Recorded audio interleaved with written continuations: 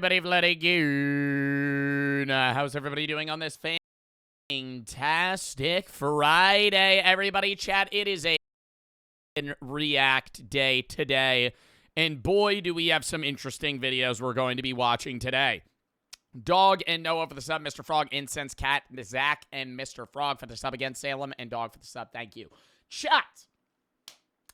It's a React day today, okay? We got a lot of weird videos. We're going to be watching some long ones, some short ones. We're also going to be doing 2 music video watch parties at the end of stream for a Universal sponsor, but that'll literally take like 10 minutes. So that'll be in like 4 hours. And then Scared for the sub. Here's the schedule before we give a little rundown of the videos that we're going to be watching today. Chat, today's a React day. Tomorrow, I'm going to be live at 1 p.m. EST. We're going to be doing a horror game called The Salesman. Then we're going to do more Level Devil, egging on into a Marvel Rival sponsor from 4 to 6 EST. Sunday, we're going to be doing an early React day around noon to 4. It's probably going to be a 4-hour stream.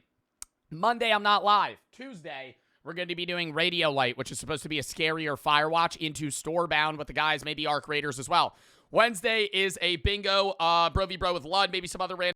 Thursday, Unbans Random Games, and a collab with Steak potentially next Friday. And next Saturday, I will be gone filming a You Laugh, You Leave. I will still be filming YouTube content. I will be posting on YouTube, but I will not be on stream those days. Then we'll be back that next Sunday doing Reacts.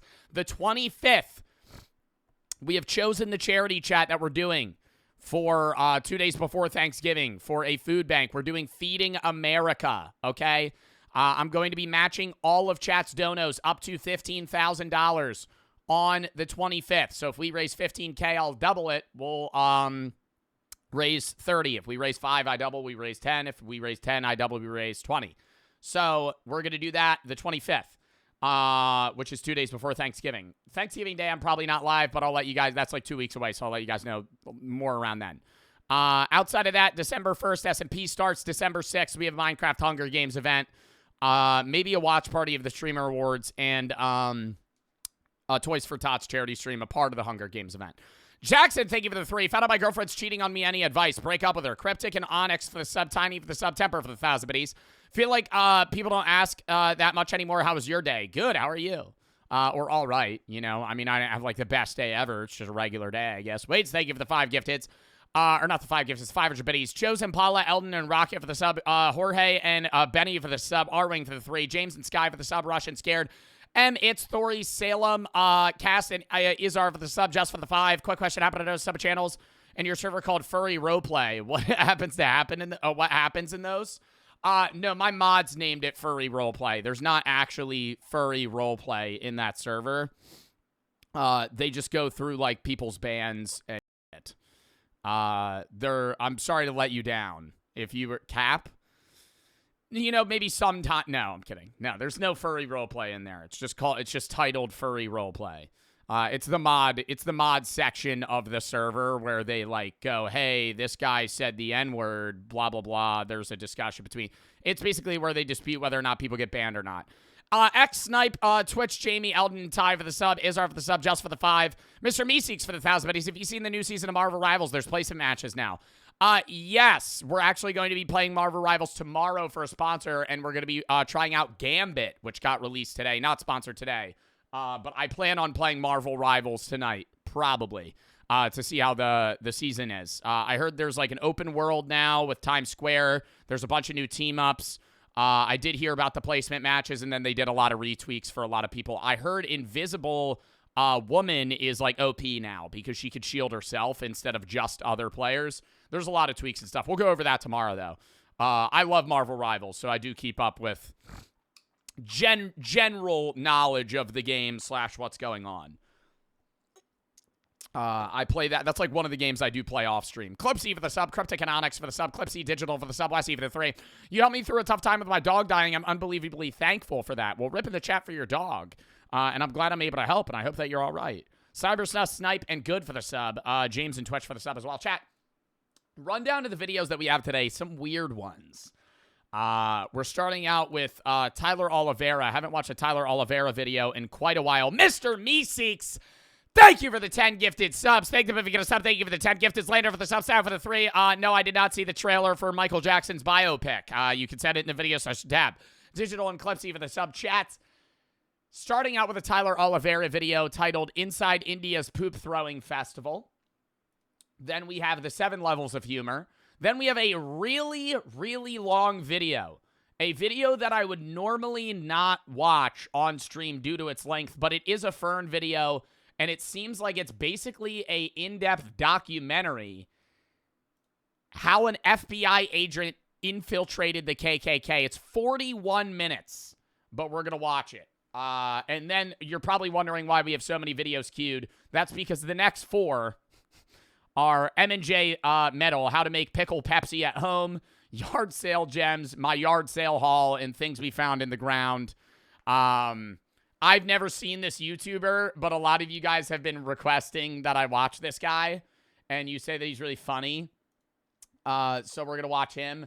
If we have time, we'll watch the Shohei Ohtani video about basically like Japanese baseball getting integrated with American baseball and how like basically foreign players are kind of controlling the MLB right now. It's a whole thing. Maybe save that for Sunday. And then we do have 2 music videos we're going to watch for a Universal sponsor.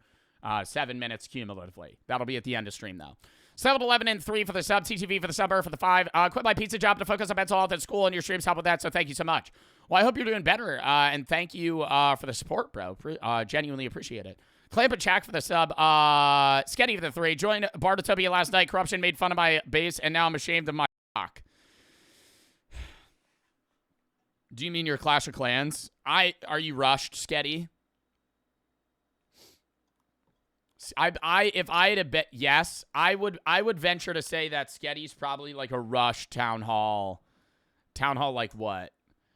I bet Sketty just auto up gem to max town hall and has like level 3 walls. Klon for the sub, Landon for the sub. I haven't been on Clash in a while. I do got to get back on that. Prince and Monkey for the sub. Hey for the 1,000. But he's watched a friend video just before he went live. I'm Justin for the sub. Me6 for the 3. You tweeted every day I wake up to think to myself, what would Tyler Ninja Blevins do? And then I do that. Do you still follow this? No. That was a joke tweet. Anyways, chat, let's lock in. Hold up.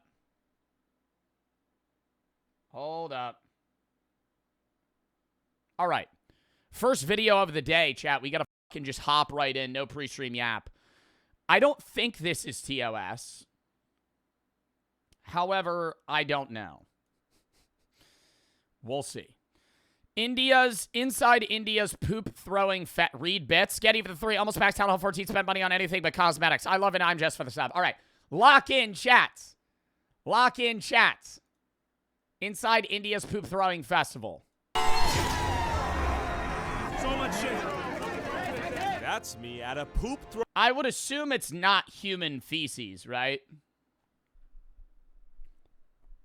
Probably like animal poop.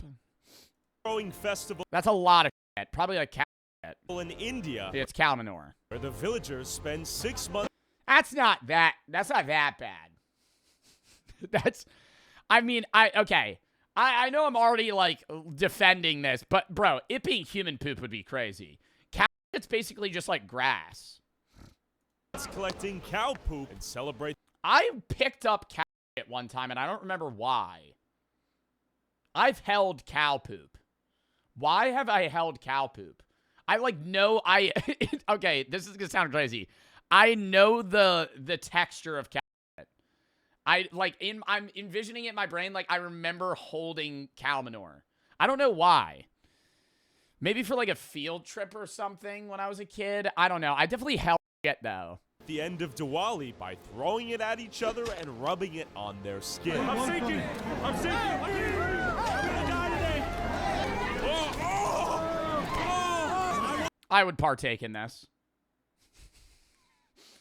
On the bucket list, chat. I mean, you're telling me for the one time you're not going to the poop festival. You wouldn't go. Bro, as I would wear like a mask so it wouldn't get in my mouth or my face. As long as I'm not inhaling it, I don't care if I got poop on me. I'll just take a shower. If it was human ooh, see.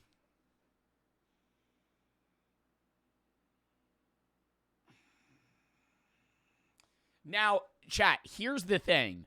Would I want the poop thrown on me? No. But imagine you went with a bunch of your friends and it was like, it'd be like a snowball fight. But like the stakes are so much higher. I'm the one who shits. Why are you even wearing the fucking hazmat suit? Just fucking... I feel like at that point, it's going to make it harder for him. Like, because then if he gets it on him, it's just going to start rubbing it in.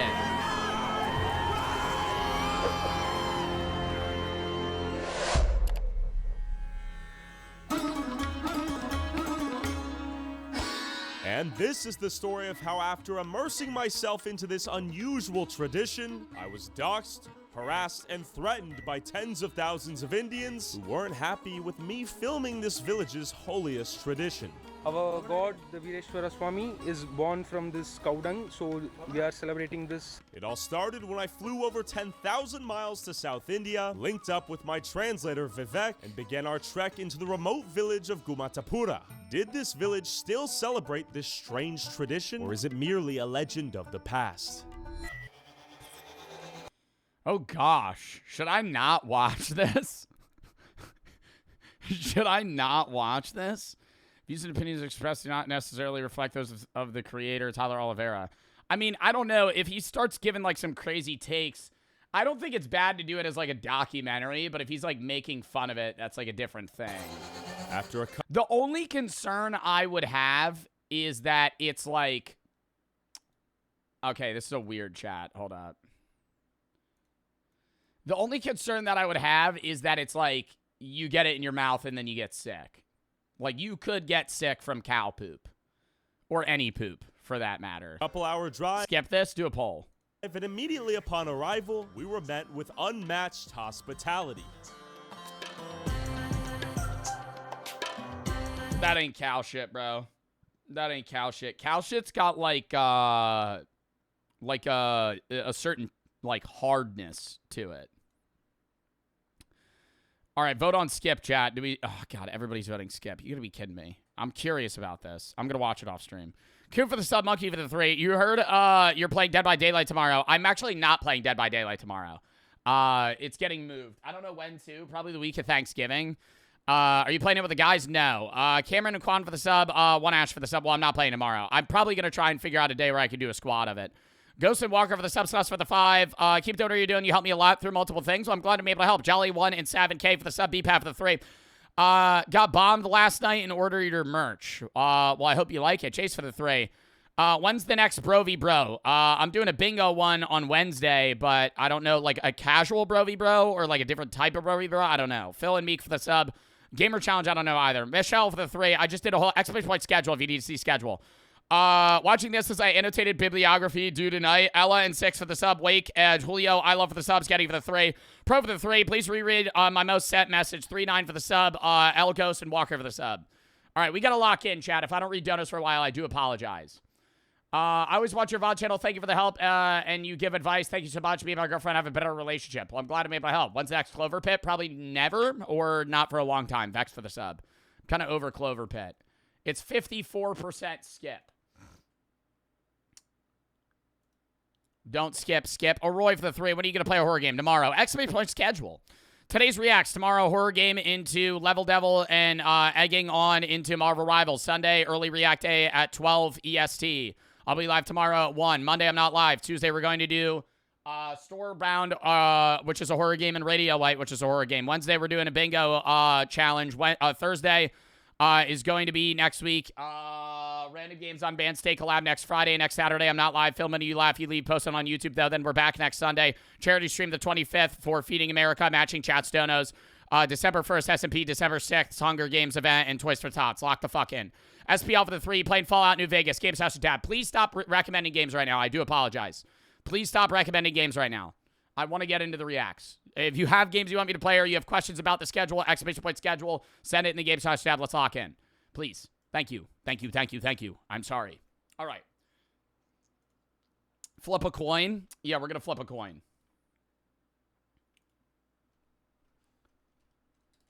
Heads, we keep watching. Tails, we don't. Hold up. Flipping coin Now, heads we keep watching, tails we don't.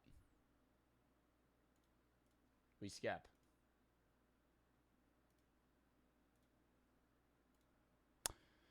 The 7 levels of... Actually, we could replace it. We could do a body cam.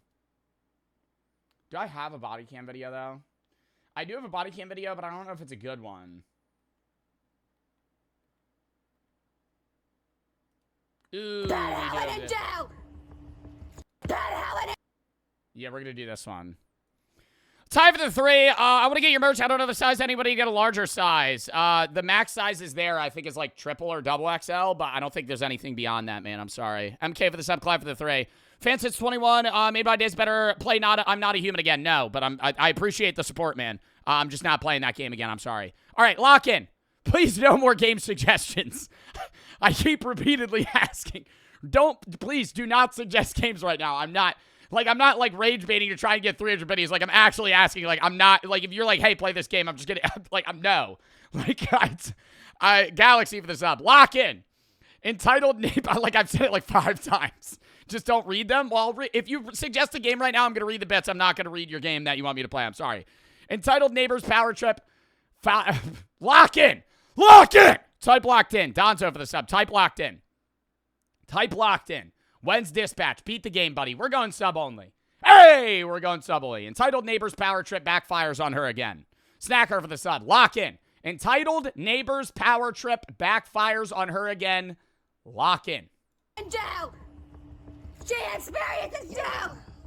And she experiences goddamn handcuffs. Now have you been offended as an American? Me too. I don't want to be here. Take me to... Is she purposefully like, is she purposefully screaming like that, or is this like a bit? Africa, you sucking. Take me to Africa, you American. Me too. I don't want to be here. Take me to Africa, you sucking. On April 15th, 2025 in Ohio, police were called... Where in Africa? A little racist. Yeah, because you never actually where in Africa. I don't want to be in the United States anymore. Take me to Africa.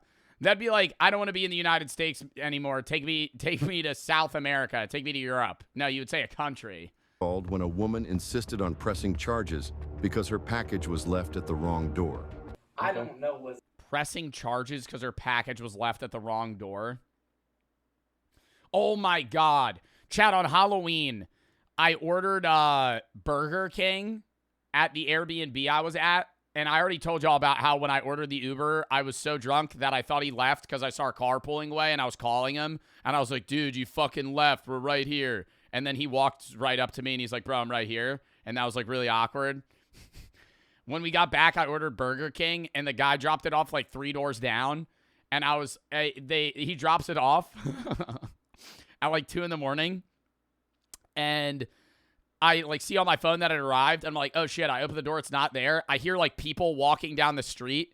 And I immediately in my head go, they fucking took my Burger King. So barefoot, I ran in Kensington, PA, down the street and turned the corner to see if these people had my fucking Burger King. And I'm like, I call the guy. I'm like, yo, where the fuck's my food? He's like, I dropped it off. I'm like, bro, I think somebody stole it. And he's like, well, I can't really. And then as I'm saying that, I walk back and I see it's on like a doorstep, like 4 over. I'm like, oh, you left it in the wrong place. Never mind. And I hung up on him. I didn't even let him respond to me. And then I just pick it up and ate it. What's going on, man? I don't know. She was yelling crazy shit and threatening her. Okay. We'll see what the matter is. You have a lampshade, a little wax plugged into the wall, a lock, a cord for the windows next door don't come in. Ring, ring. Is this just me, or does this not look like an apartment complex? This looks like a dormitory. Like the way these hallways are set up. Like this feels. This doesn't. What is this? This doesn't feel like a fucking apartment.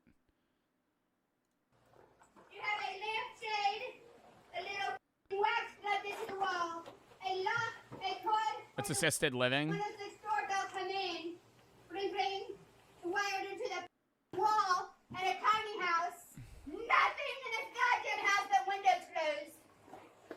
Hello. Did you call? She called. Is it Helen that called? Yes. Okay. But she's that upset? I mean, like, I would maybe get you getting more mad if you didn't live in an apartment and somebody dropped a package like 3 houses over, because, like, you would never know. But, like, you just walk out of your door and you're like, oh, it's right there. Then Oh, it's right there. man across the hallway called too. Okay. I talked to Helen just for a minute. Yes. And who's she going to press charges on? Amazon? Was she going to sue a $1 trillion corporation? Hello, are you Helen? Yeah. Did you said the aide delivered a package? FedEx or Oh, something. okay, gotcha. And they put it in front of my door. Mhm. And my aide just picked it up and brought it to me. Your aide, okay, and I gotcha. didn't look at it. And I just opened it and I saw that it was for her. Oh, she wants to press charges on this woman? That's not her fault. Have you guys ever opened somebody else's mail? You're not supposed to, but, like, they're not going to sue you. Like, there's so many instances where you get mail delivered to, like, the wrong apartment. Like, it'll be one over, or they put it in the wrong lockbox, and you open it. Because you're not thinking. You're like, oh, this is my mail. You open it, and it's like, Dear Richard. And you're like, oh, that's not me. Fucking put it back in. Yeah. It's illegal, but you're never going to get in trouble. It's illegal to open other people's mail if you're, like, going in their mailbox or their lockbox or their doorstep. Like, you don't read?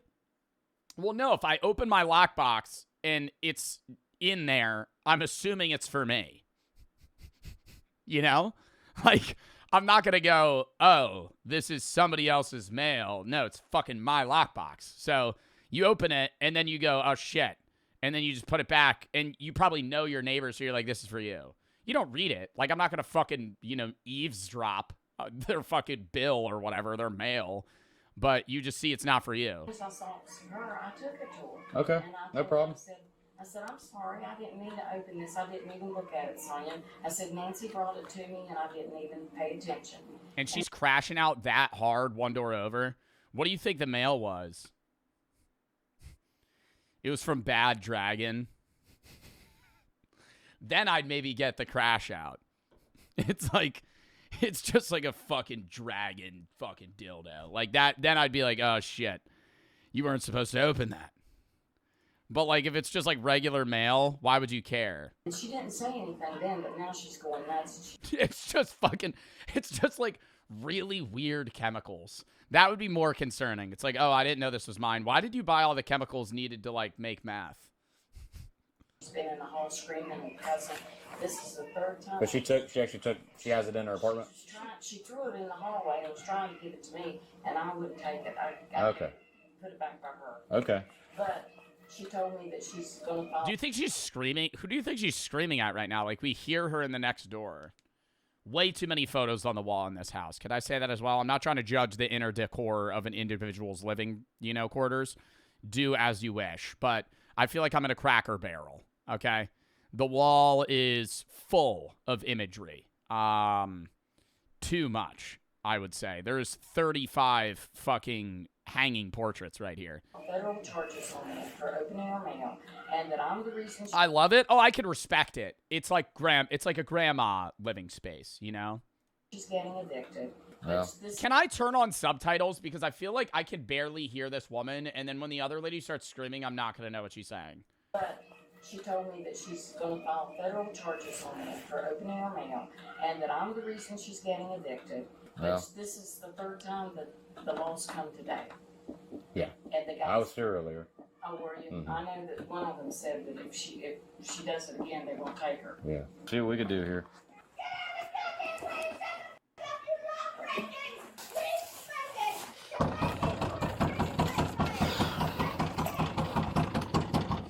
I love that.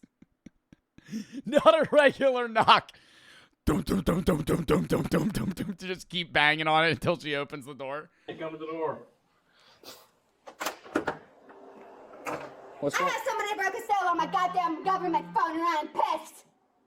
What's the matter this I will press charges. This goddamn woman right here. I will press charges on her on my government goddamn phone. What happened?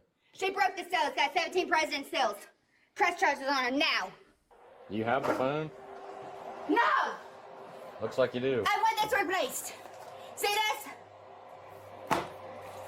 See this? The phone's unopened. How is it how does she know it's broken? It still has the fucking plastic seal on it. My phone. It still hasn't been broken. It's still, It's got codes, now shut up. it's intact. You see this truck? You see this paw print? Thumb, thumb, thumb, thumb. You see this thumb? See this thumb? You see this thumb? See this thumb? Hold on, let me go get my black light. Do you see all this? There's like ectoplasm all over this package. I think I need to press charges. You see these numbers? You see this name and numbers?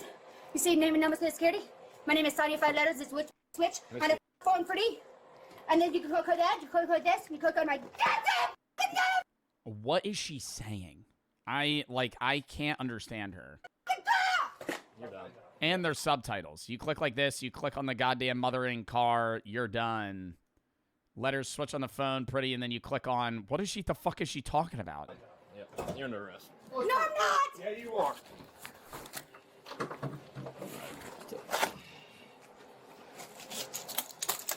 Now who opened my phone shit?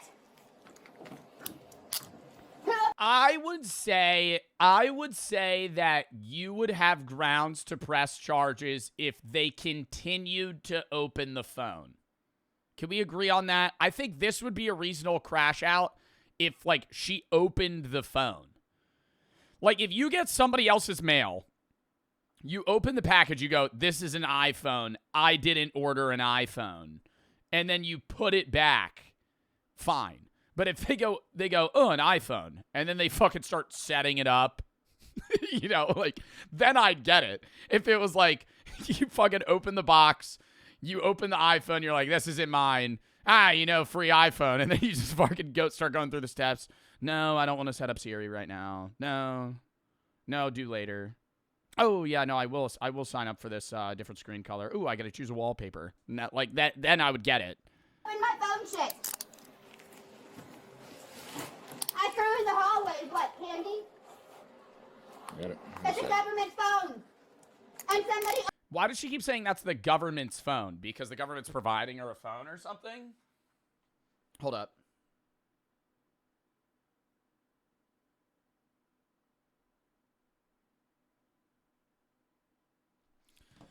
Julio for the 5. Just sub today. Watch the YouTube videos. Love the content. You helped me through a lot of things happening with my dad and immigration happening. Well, I hope you're all right, you and your family. And thank you for the biddies, and I'm glad I'm able to help. I'm pretty Nate at the Fraz and Gav for the sub. Spades for the 3. Love you. Have a good stream. Black for the 3. I don't think she realizes that she acted disorderly and entitled in Africa. They would burn her in a tire. What? Exotic Johnny and Zin for the sub. Pasty for the 3. I have a government project that I have to record a 7-minute presentation worth 35% of my grade. I'm going to go to a concert tonight, and I have to watch you, so I don't know what to do. Stop watching me and do the homework. Ali and Mister for the sub. Mega and Krisha for the sub. Snack Dons, Galaxy, MK, and Ty, thank you for the 3. Lock in. Open my mail in a hotel. They broke this down on fast. Now I want Helen arrested too. We're both going handcuffs.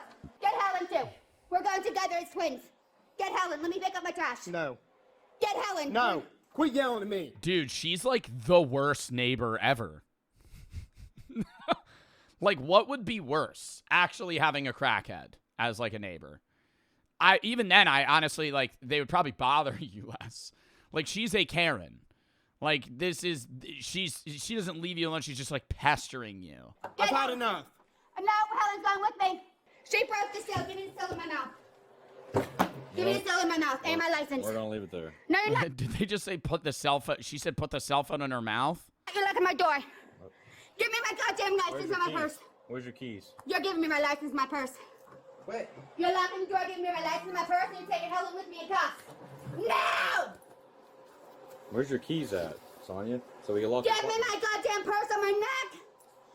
I'm so surprised that the cops are just, like, very monotone right now. Do you think they've interacted with this woman multiple times? Like, they just don't care that she's crashing out.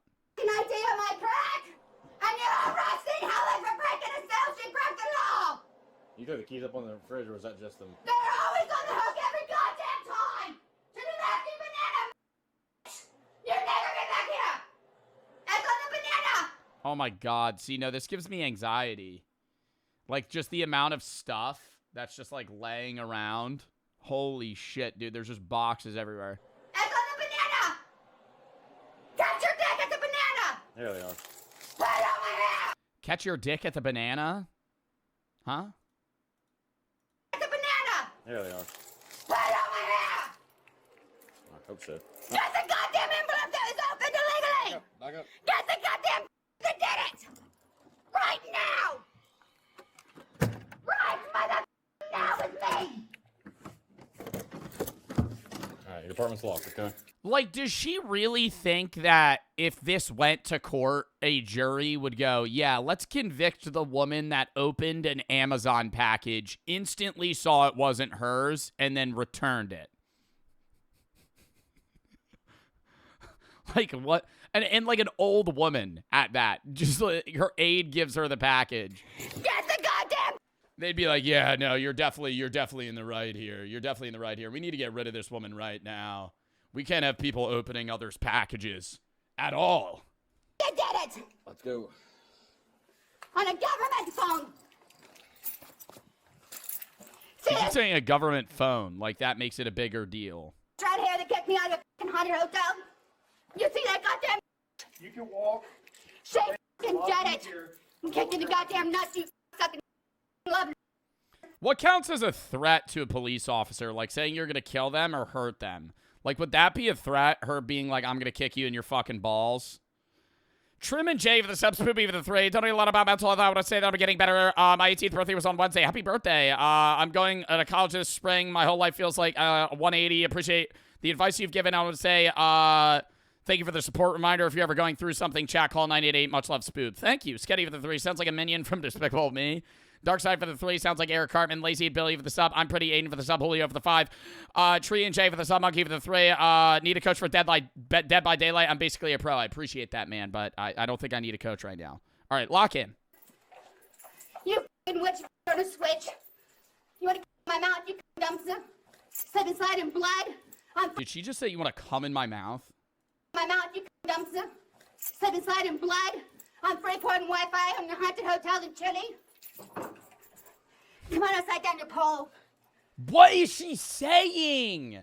What is she saying? She said you want to come in my mouth inside blood on free Wi-Fi. Then maybe go to Chili's and get then maybe you go to Chili's, get a triple dipper together. Head back to Hotel Inn. Maybe have a nice night. Watch a movie or two. Maybe, you know, things get a little freaky. And then the next day, we end up having breakfast for free because it is comped breakfast at the hotel. And we maybe get cinnamon buns, share some scrambled eggs, and then go on a nice day walk. It is sunny out. So she's like planning out so many different things. On 13 orbits of teeth. You f***ing sucker. Son of a mother. We got bear there. I'm gonna climb it like a monkey. Have a good night, guys. I got a tank out back. Got the goddamn keys, put it on my neck. Did you get my purse? Put it on my ID on my ass crack. You don't need it. I got shit to paint with. Calm down. It's jail, mother. That's where you're going. For Helen, too. Put Helen in jail. She experiences jail. And she experiences goddamn handcuffs. You got her. Handcuffs in goddamn jail. What are you trying to do? Put her in handcuffs. I don't want to slip it. And put her in jail. She rides and backs with me. You better run. Okay, they're laughing. I was gonna say there's no way this entire video they never like smile. Like she's just screaming like nonsense obscenities at them and they're just like, you need to relax. Okay. No, you need to calm down. Put Helen in the other goddamn car. Start You put Helen. knocking out some of the reports for me. Well, get your ass in the car. You put Helen in the other goddamn car now. You're gonna have to pick me up and put me in there, Piggy. I'm awful heavy. How much can you weigh? You want to unlock them so I can climb in? Okay, that's up in center. Let's play pretend. Get on that side over here, man. All right, come on. Oh, she's refusing to get up now and she said, I'm pretty heavy. Good luck. I'm like half in a wheelchair. I can't. I'm like in a wheelchair. Stand I don't up. like my arms. I'm a wheelchair. Okay, well, stand I'm up. paraplegic. I can't. Stand I'm up. handicapped. I can't. I have a wheelchair handicap accessibility. We know you can walk. She just said, is she trying to say that her legs don't work and she needs a wheelchair? She just walked fucking multiple stories into an elevator, down the steps. I legally can't. Stand up. You dropped me on the goddamn floor. I fell. I had hands and get up. Paraplegic, she just walked casually out of the fucking room. This is illegal racism. I'm a handicapped woman and I fell. You have to give me arms to see under the handicapped woman. Give me a wheelchair. Oh, we're just throwing out every possible thing. I'm handicapped. This is ableist. You guys are racist. I'm having a seizure. You're not helping me. Give me a wheelchair. Or said racism. Dude, I feel like it's very often that people fake. Did you ever see that one TikTok of the woman faking a seizure? And the cop was like, I know you're faking it. And she kept, like, acting like she was seizing. So he gave her, like, a sternum rub, which is, like, a test to see if somebody that is, if they're seizing. Because if they are seizing, they don't react, but a sternum rub hurts. He instantly starts, like, elbowing her sternum. She's like, ah! And fucking, like, immediately reacts to it. She's like, okay. He just gives up. Dude, because it's like, why is that the go-to? We've seen so many videos where people fake seizures. Like, why is that the... What's the idea there? You know, I kind of understand her being like, you guys are being racist or trying to claim something that she could maybe have the grounds of. But it's like, how are you going to fake having a seizure? Abuse. They're going to be able to prove that you never had one. There you go. 520, 36, God damn it. 41. Okay, wait a minute. Okay. Thank you. So, Slide in there. don't trust my feet. It's like the easiest to fake. I feel like you don't know what seizures are. Like, if you're around cops, EMTs, paramedics, and, like, trained professionals, from an outside perspective, yeah, seizure looks like somebody is just violently shaking. Like, their entire bodies are seizing. They're not responsive to anything, right? Like, it's not easy to fake. Okay. You don't just start, like, violently shaking. That's what they always do. I'm like, it's not, like, a seizure is a lot more than that. Like, your entire body is convulsing violently. I need to breathe. Okay, slide in there. Roll it on the window. You know how hard is in a wheelchair? It's not that for real. What do you mean not that hard? This was unnecessary. Slide your feet in there. No, Helen. I'm annoyed. I'm gonna watch you. We're not playing pretend. Get in the car now. I can't. I gotta catch my leg. Get in the car. I can't get my left leg in without you smashing it. You're gonna have to help me with my left leg in because you're gonna smash in the board. Sit up there on the seat where you I was. can't because I don't have both hands. I'm short. I'm a mutant deformer. I'm a turtle. You got it.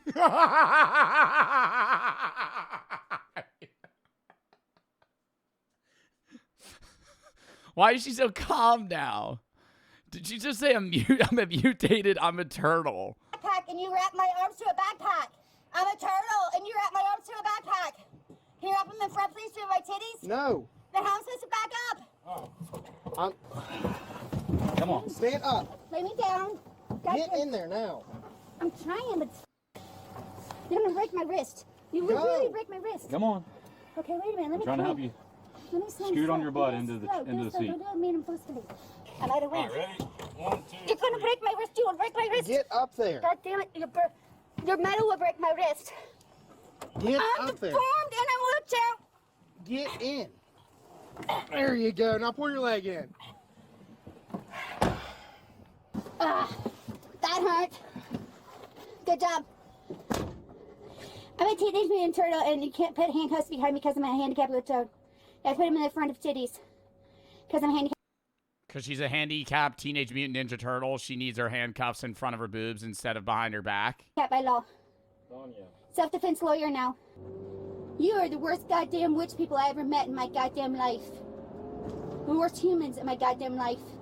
And I can train a dog to protect somebody from a human before a human can drive a goddamn car without hitting me. And the mother titty. I was just telling them don't open my goddamn government mail check. It's a government phone, the only phone I had. I got it. I worked hard to get it. I ordered it, and in 17 days I got it, and guess what? In 3 days I got my truck, and I did so much in that short amount of time. I left my house one goddamn time, and they destroyed my motherfucking wallet with my money, and did 2 of everything in my wallet. And one time I left my door unlocked and trusted you stupid motherfuckers. 911 ain't worth no with a 1-0 to spell a goddamn name on a piece of plastic without shooting me in the forehead, you f***ing Barney 5 piece of shit in America. I've been in my house for 7 months. I went to jail 3 times. I went to psych 7 times for crazy Sonia on a 5-letter word.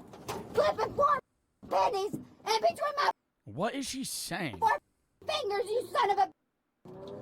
She's saying in the last 7 months she went to jail 3 times. I genuinely believe that all 3 of those times were because she called a complaint on somebody and then just violently crashed out for hours on end to the point where it was like, hey, you're disturbing the peace. And I got 2 veteran sons, you piece of shit. And these 2 veteran sons, you piece of shit. And they... What do you think she said that? No, don't type. No. You will get banned. You will get banned. You will get banned. You will get banned. You will get banned. Don't be a stupid fucking chatter, please.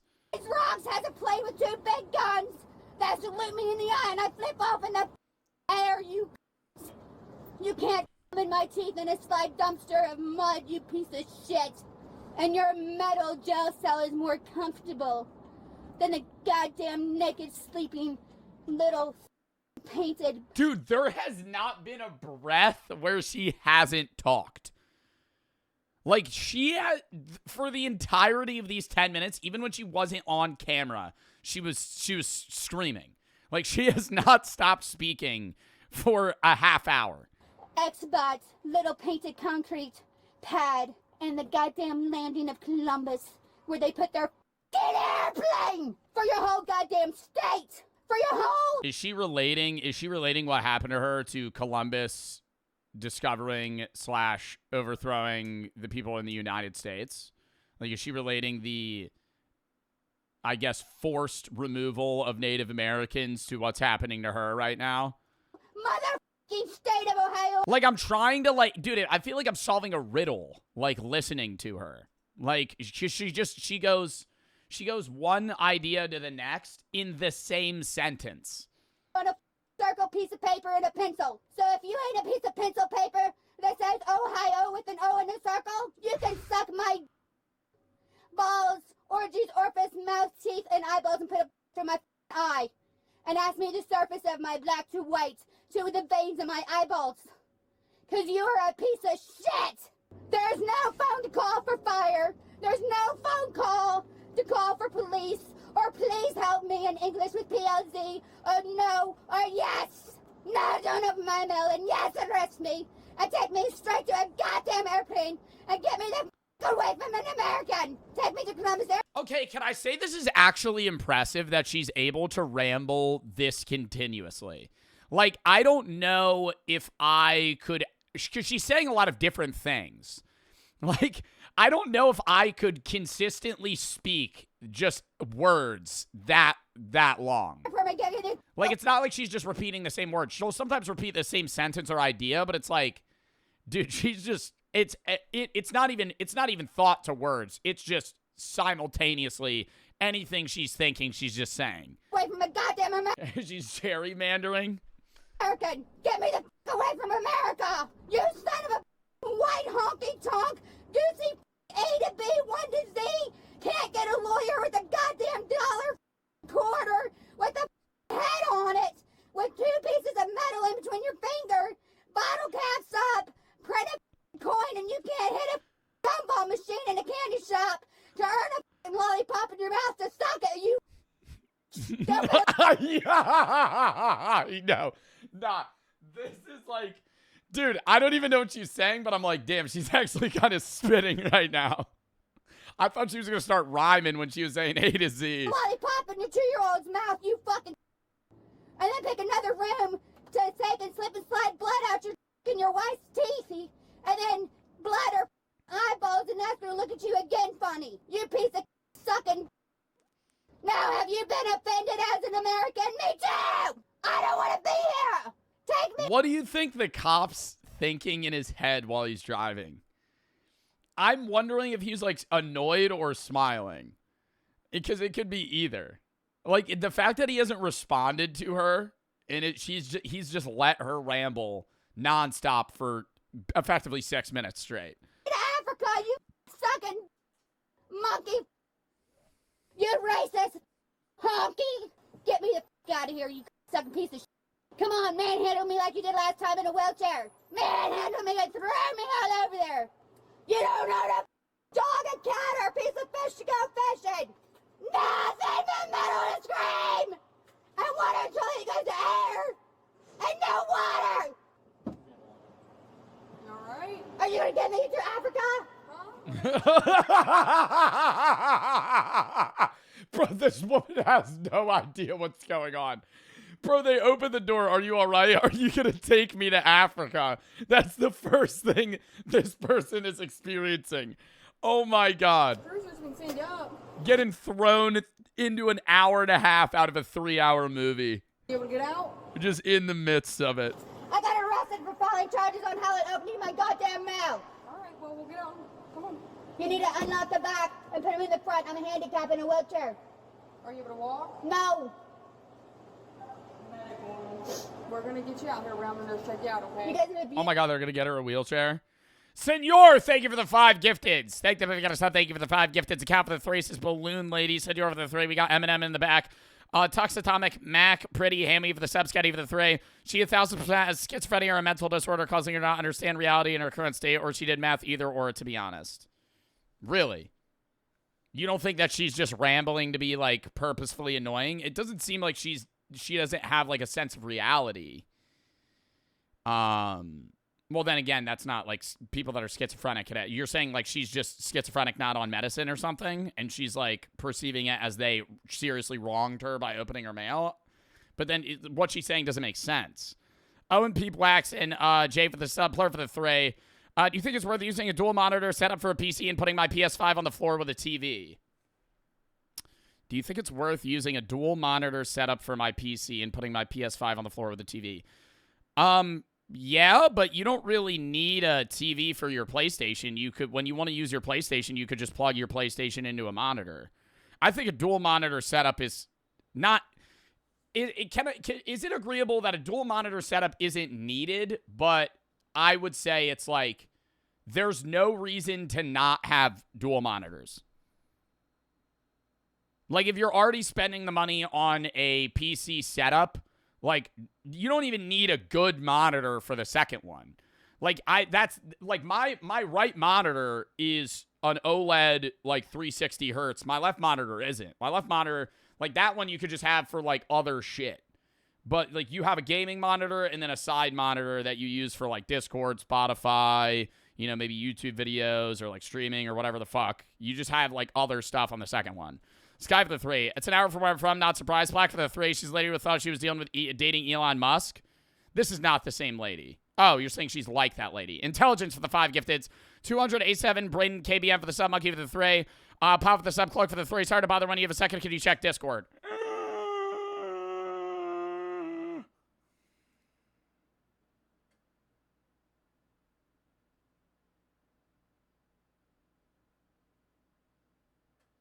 What video?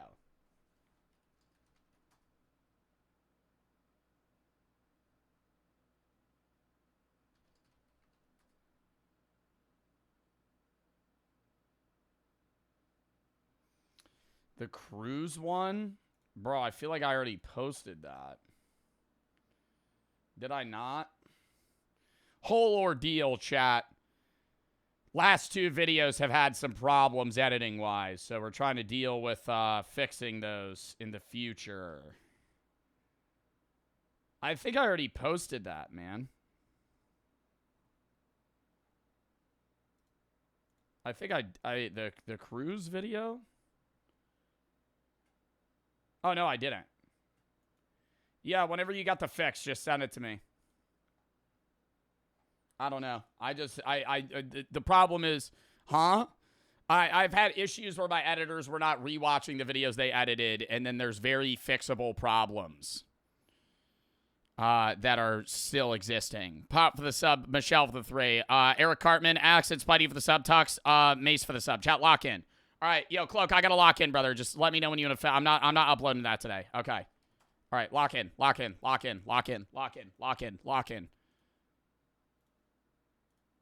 Abuse me so much I'm going to Africa. We're not gonna abuse you. We're gonna get you out here so we can have a nurse check you out, okay? I just need you to calm down. I know you're stressed out. No shit, I'm upset. I know you are. You know what I went through to get a government phone? But I just need 17 signatures of government assistance. What's your first name? And someone opened the goddamn cell. What's your first name? Government knows everything you do. on every number you do. And she All right, no, it is actually kind of seeming more like a paranoia or schizophrenic episode or something. Like she feels like everybody's after her in some way. opens that No, I wouldn't say meth. She has like a level of like psychosis or like extreme paranoia. Like that's nothing. The rambling she was doing, I feel like she knew didn't make sense. But like the other stuff with the package, she like genuinely believes that like these people are out to get her. oh. Slide towards God me. damn it. Our hands are bracing your back, You're okay? good, I got you. You're able to shimmy over. You know what I did last time you were in a wheelchair? All right, Yeah, the wheelchair's out here, okay? we're gonna shimmy over, all right? All right, scoot yourself over, okay? Stand on right. Here, yes. I'm prison on that. All right, lean back, okay? The woman was arrested and charged with disorderly conduct. If she is convicted, what do you think the punishment should be? Bro, to fucking get help. I don't think she should get jail time for that. She didn't hurt anyone. She's just being a nuisance. Like, she needs genuine help, man. Like, I don't know. She might not have schizophrenia or she might not be in a psychosis state or something, but like regardless, bro, yeah. She isn't entitled. She's nuts. Yeah. I don't think she's entitled. I think she would be entitled if this was like in some rich Hollywood fucking neighborhood and she was acting this way. Like, she seems like a very average individual that is now just losing it. Can we pause so I could pee? Isn't that the point of jail? Jail does not fix you in any way. Like, there's multiple arguments to be made that jail and prison, if anything, make you a repeat criminal more than actually helping you. Modern U.S. prisons and jail are less about, I guess, helping you in, getting back on your feet when you get out and more about punishment. And I think there's an argument for both, but rehabilitation is, like some countries focus prison and jail time heavily on rehabilitation, others on punishment. I think there needs to be a middle ground, but to in instances where people are going through episodes like this, if you just threw her in prison or jail, that's not fixing anything. Like, they're not, like, yes, there might be like instances where she could get help in certain ways, but a lot of the time that doesn't happen, and then people leave less prepared for society than when they came in. Especially if they're younger. She's different because she looks like she's like 40, but when you're like 17 to 25 and you get arrested, and then you go to jail and you come out, now you're like ill prepared for society because you didn't know how to do anything when you went in. And now you're older, and you're supposed to know how to do all these, this, and this, pay your taxes, do insurance, fucking get a job, do this. Some people do that and are able to do that, but you're still kind of leaning into society and leaning on, I guess, the pillars and support system you have until your mid-20s. Like, it's not uncommon for people to be living with their parents or having their parents help them, not necessarily financially, but just like with life tasks into their mid-20s. And so when people end up getting locked up in that time frame and then they don't get help and aren't prepared, then it makes them more likely to repeat crimes because they don't know what the fuck to do. Madzilla for the 10 gifted. Thank you for Thank you for the 10 gifted. Sir for the 3. Love the reactions. Are you doing gingerbread house challenge this year? If so, how close to Christmas? I have no idea, man. I can't really give you an answer now. Pat for the subset, you over the 3. Mr. Subset, Electric Girl for Mary Kay. Zora over the 3. Heston James got a 9 years for essentially being a nuisance like her. Did he ever get out for that? Enzo for the sub. Matt, thank you for the 10 gifted. Chat, lock in. The 7 levels of humor. Sorry I'm like spam saying lock in. We just got a lot of videos I want to watch today and one really long one after this. So I don't want to like have too many shenanigans in between. So let's tab into the next video. The 7 levels of humor. And at 17% African American, I am not from Wakanda.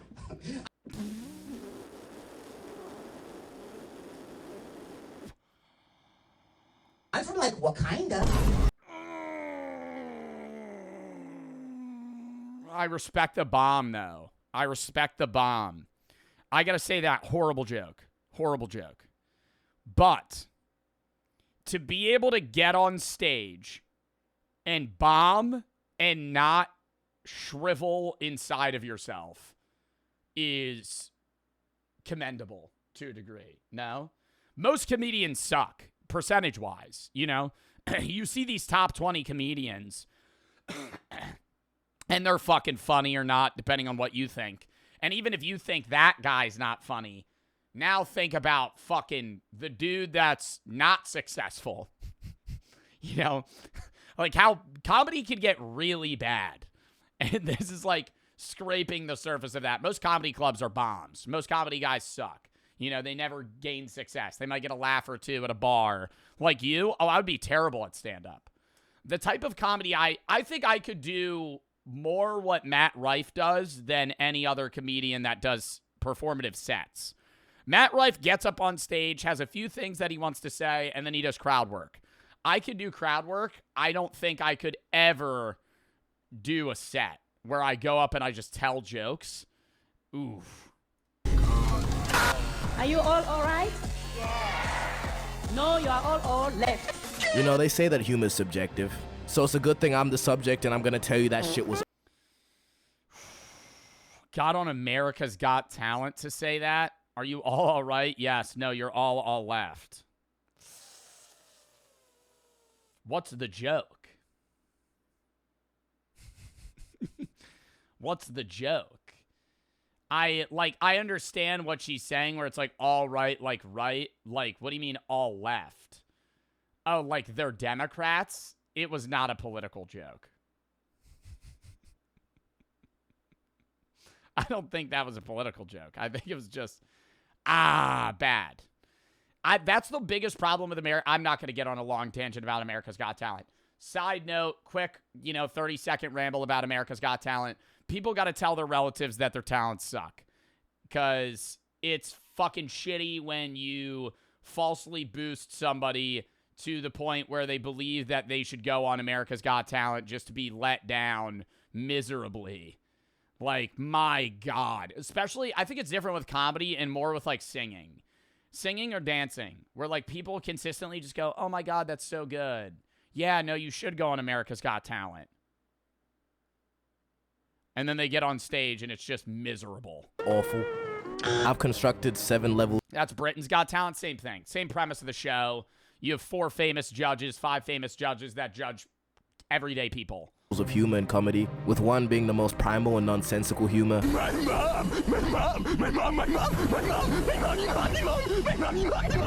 And 7 being intellectual jokes that deserve to be a higher level. Is this how you do a 7 levels? I don't know, but we're gonna go with it. Level 1. This is what I call the primal level. This is the most nonsensical level, and it also transcends language. I think level 1, transcends language, fart jokes. Body humor is like level 1. Caveman. I think level 1 humor would be like caveman humor. Like something that another person would find funny if they can't even communicate with you physically. Like you rip ass in public, or, fucking shit your pants. something like that where it's like, like a burp, just regular comedy that's like, or even like maybe like Jim Carrey humor could fall into like level 1 where it's like facial. You don't need to set up a punchline or even a wrinkle in your brain, smooth head ass nigga. An example of this would be laughing at somebody falling over. Why do we laugh at this? Who knows? Epic fails. Schadenfreude. I think that's why we laugh at epic fails. It's the feeling you get when you laugh at somebody else's misfortune or pain. I ain't doing. It's like a happiness that it didn't happen to you. But there's a level of funny and not funny. Is that agreeable with fails? Like watching somebody fall over, funny. Watching somebody fall over and die, not funny. Like and that's like, there are people that would find that funny. I would say that's sick. If you think that's funny, that like if somebody like falls and dies. But it's like if somebody like hurts themselves minutely, I would go, that's kind of funny. But if they like get their arm chopped off, oof, that's more grim. Who knows? I ain't doing all that research. But there's really something about watching somebody's misfortune that just brings me joy. And I know I'm not the only one that's like this too. I remember watching America's Funniest Home Videos, you know that show? Deadass just compilations of people receiving fatal injuries. Nothing more. They really did get the perfect guy for that show, but it also made me realize how bad the AFV was. What's this guy's name? He does the Carlton. He starts the episode. We got a lot of funny videos tonight. Stay tuned. And then it's like somebody falling over, and they give him the worst one-liners you've ever seen in your life. I don't know if they still put on AFV or how much they're paying this guy. Yeah, Alfonso Rivera. They got to be paying this guy fucking scraps because there's no shot this fucking channel makes money. Like, there's no way this TV show gets clicks still. They still do? Bro, but, like, all funny videos now are on, like, TikTok, Twitter, YouTube. So the people that submit that shit, like, I remember I watched a recent video, and it was, like, somebody using, like, the Snapchat dog filter or some bullshit. Like, I talked about this previously. It's like they get the bottom of the barrel videos on AFV today, and even the good videos that they do get are sometimes just resubmitted viral videos from people that posted them elsewhere, and it did much better. And you would think that's like, oh, that's not bad if they're just doing kind of like a compilation type thing. But it's not like them just showing an old woman falling. It's them showing an old woman falling and then Alfonso Rivera going, well, let's see if she gets back up. That one's going to leave a mark. The old slip and fall. And, like, ruins it. Mute him. They should have a fucking... And it's not even just him. It's the dude before him, too. I remember I used to think AFV was funny before Alfonso Rivera. It's because I was fucking 5 years old. Go watch episode fucking season 2 of AFV. It's dog shit. It's all bad, right? Because you were so used to nothing, right? It's like being an old person that discovered the radio for the first time. It's monumental. Now nobody gives a shit about the fucking radio anymore. So when you were 6 years old and there was no funny shit, watching epic fails on YouTube or AFV was like gold. Now it's awful.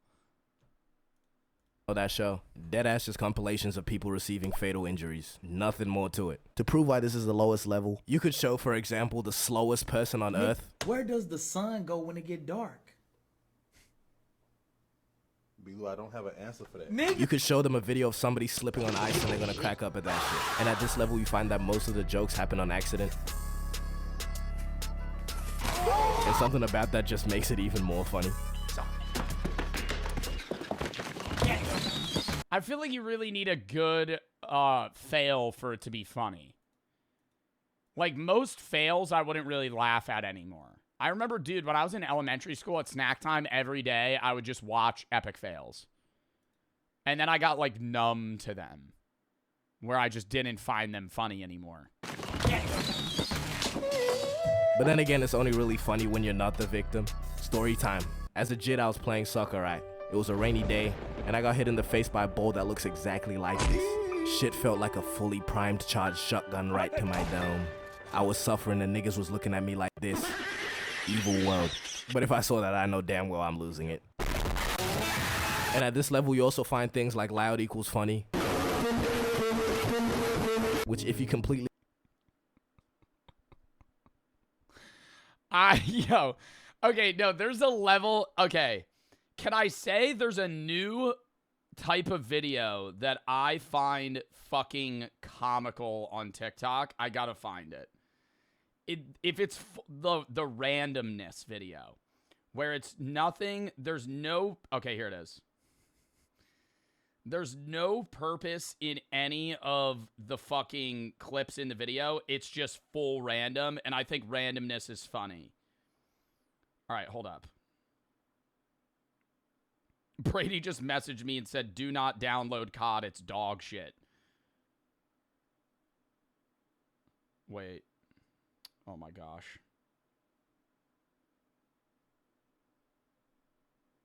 Hold up. Okay.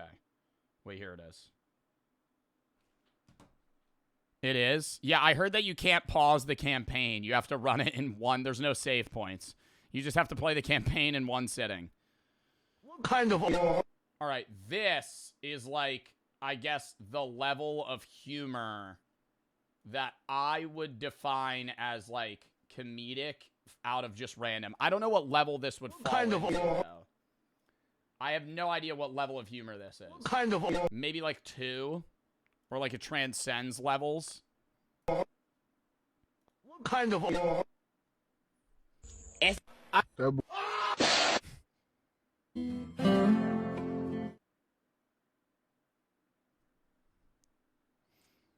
Like, okay, now that I'm watching it back, it wasn't that funny. I saw that at like 3 a.m. one day, and I thought that shit was fucking hilarious. Really disagree with you, just hating. You know, sometimes it is the case, but sometimes it's also just annoying. Yeah, it's brain rot. A lot of people think I'm confident, but I'm actually just loud.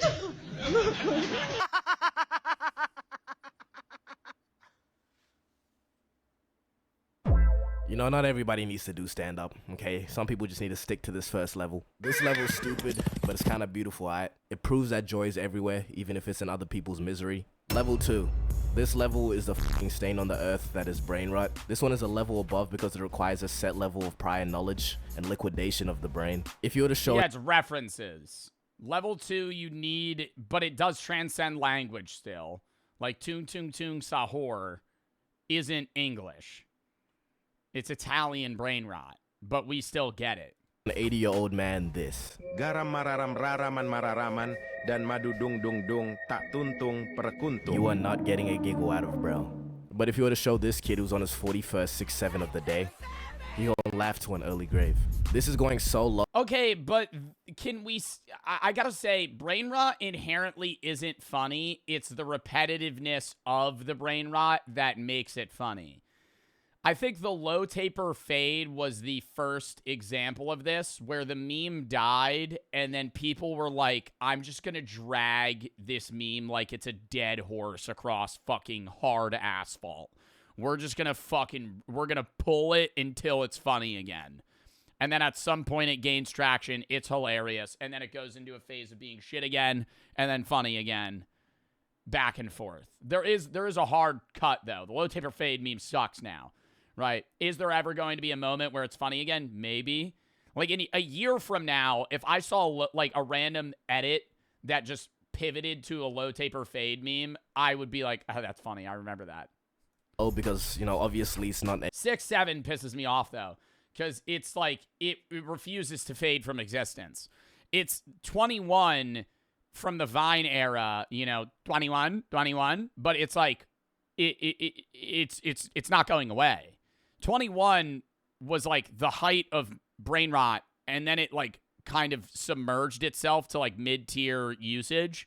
6-7 is like spam used so much, and no one stops you. Like people just still, anytime you hear 6 and 7 together, people just spam it. Anything of substance, I don't have to explain that. No, like what even is this shit, bro? It's I don't know, but I'm low-key here for it because it's a cheap laugh. But I just can't give this level any credit because there's still no structure or timing, just... And this is funny because it just so happens. I feel like brain rot, the random brain rot is best described as like something that would stress you out if you were tripping on hallucinogenics. Like, this is funny to watch now, but if I was like hallucinating on mushrooms, I think I would panic if I saw this. Because I would be like, is this real, or am I like actually, no, is this actually happening? What am I watching right now? Because somebody made this. Somebody like edited this and spent time putting effort into making something that actually just makes no sense. And this is funny because it just so happens that somewhere along the way we just collectively decided that gibberish tomfoolery equals funny. I don't know. Oh my god, the penguin brain rot? No, I love that. Wait. Where it goes. Penguin brain rot. You know what I'm talking about. Oh my god. What is it called? Like Penguino? Penguino dance. Penguin dance AI. This.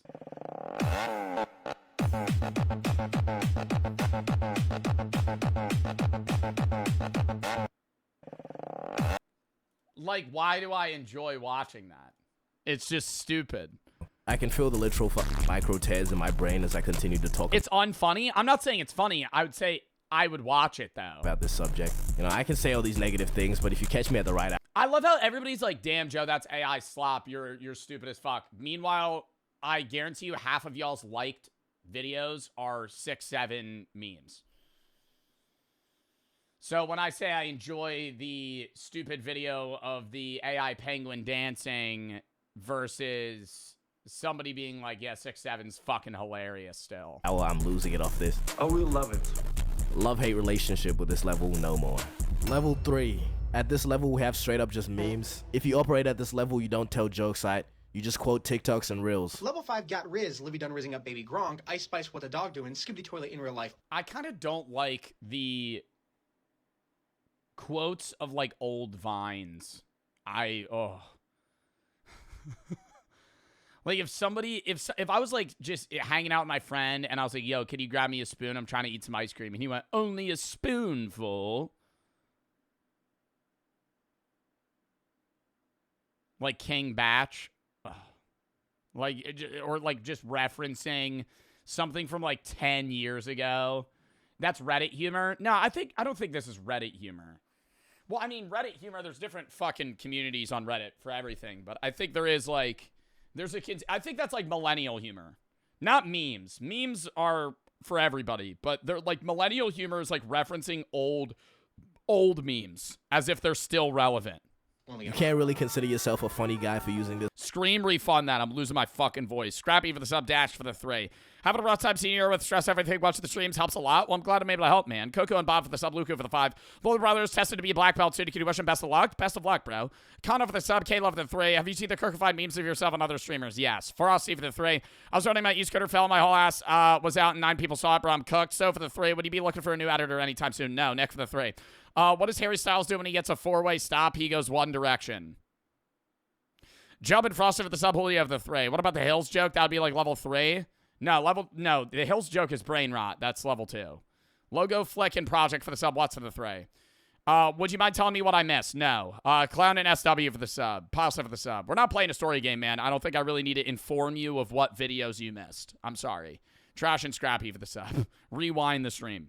That's a mechanic now you could do. Sub redeemed Flax Z for the sub. But what was I saying? Fuck. No, the Hills is brain rot for sure. Because it doesn't make any sense. There's no point in it. It's just a picture of me and I've been in the Hills fucking dudes playing. This one, you know, maybe your For You page just got it, but you have made it past laughing at people's misfortune and brain disease, and now you've become a human soundboard.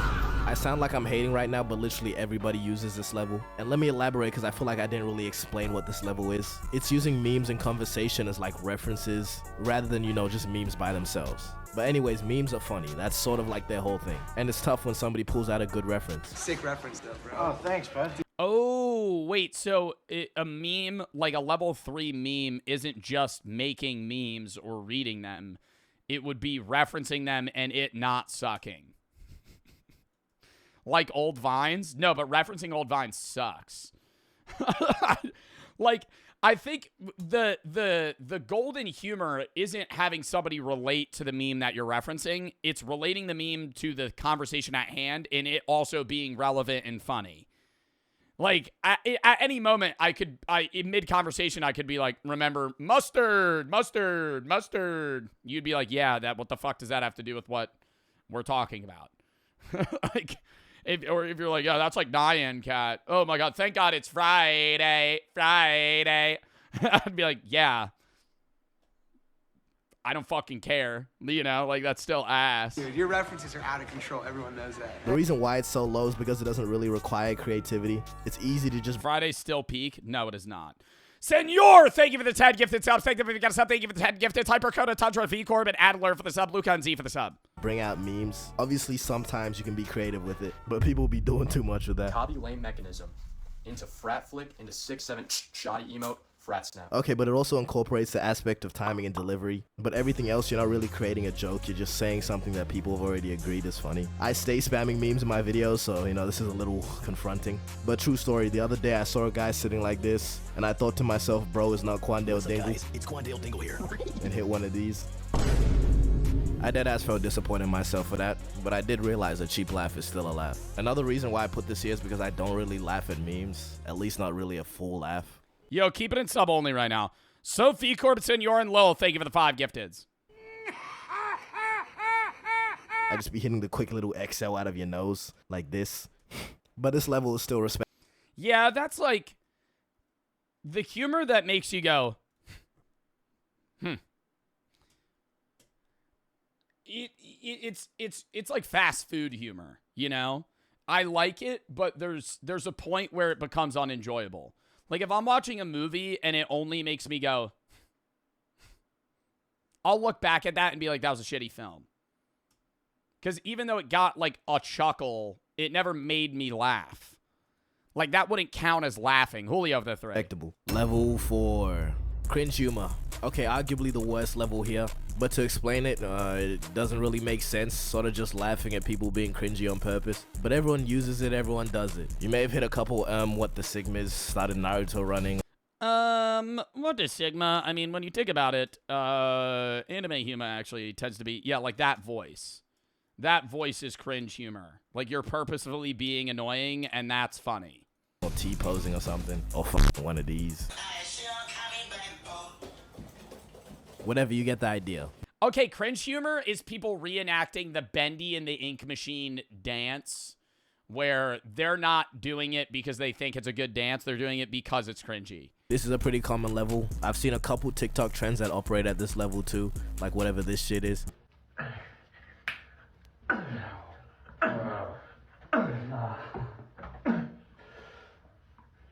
The reverse, though. This is another one where I don't really know where the funny is being stored. My theory is that... Yeah, I've seen these videos. Like, I've seen these guys do a lot of compilations where they just purposefully be cringy until it's, like, too cringy and then they end the video. I feel like I would kill that instantly, you know? Like, they're clearly doing stuff that's cringy but also trying to be funny because if it's like, hey, be as cringe as possible, you could just be really fucking cringe. Like, you would have to, you know, bring the confidence within you to do it right now. Fuck no. I'm not, no, but like if somebody was like, gun to your head, be as cringy as possible, you could do it. You could be so unbearable that it would be off-putting. Like, it wouldn't be funny. I'm not doing it, bro. I'm not doing it. No, because I like, no, I'm not. No, actually, no. I don't really know where the funny... I don't know what I would do. I would probably just start making weird noises. Like if you needed to be as cringy as possible, just make weird noises and faces. But like not in like a reference or funny way. Just do it because it's cringe. Is being stored. My theory is that it all goes... I'm not caving to the peer pressure. Goes back to Jim Carrey, who in fact did irreversible damage to comedy and cultivated millennial humor. Oh, no. Okay.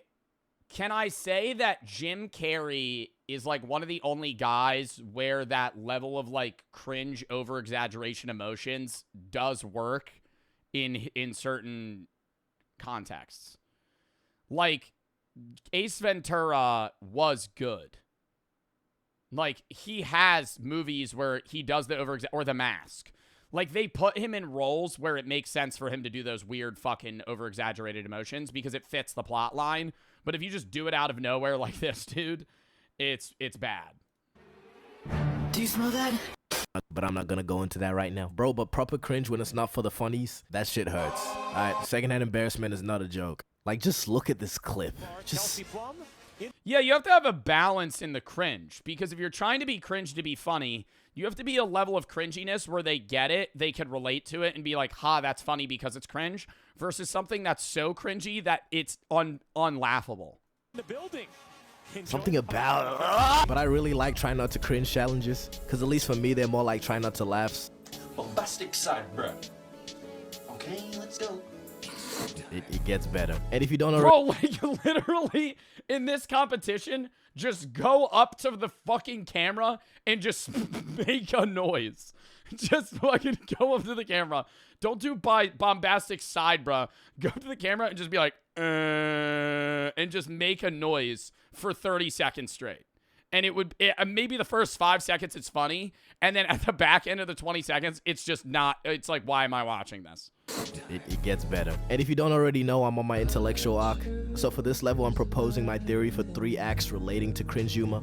Number 1, Reddit accent. Alright, the Reddit accent is hard to explain, so just listen. My lady, would you be interested in potentially having an E-date on League of Legends one day? I could carry you in AWAM, or we could potentially, you know, maybe top lane, bottom lane. You could be an ADC to buy bottom carry or something of those sorts. Looks like a freaking Kex worker. Well, if you freaking worked at Kex, maybe you'd realize it's actually a pretty cool establishment. Any vocals with these mannerisms, that is a byproduct of cringe humor. Next, 2. There was a point in time where, like, me and my friends would talk to each other like that too much. Where it wasn't like just a reference. It would get to a point where, like, I would have like a conversation in that voice, and I was like, oh, I hate this. Like, I was like I was in the fucking Matrix for a bit, where like for like 10 minutes I would just be like talking like that, and I would be like, oh, this is funny, and then randomly I'd be like, why am I talking like that?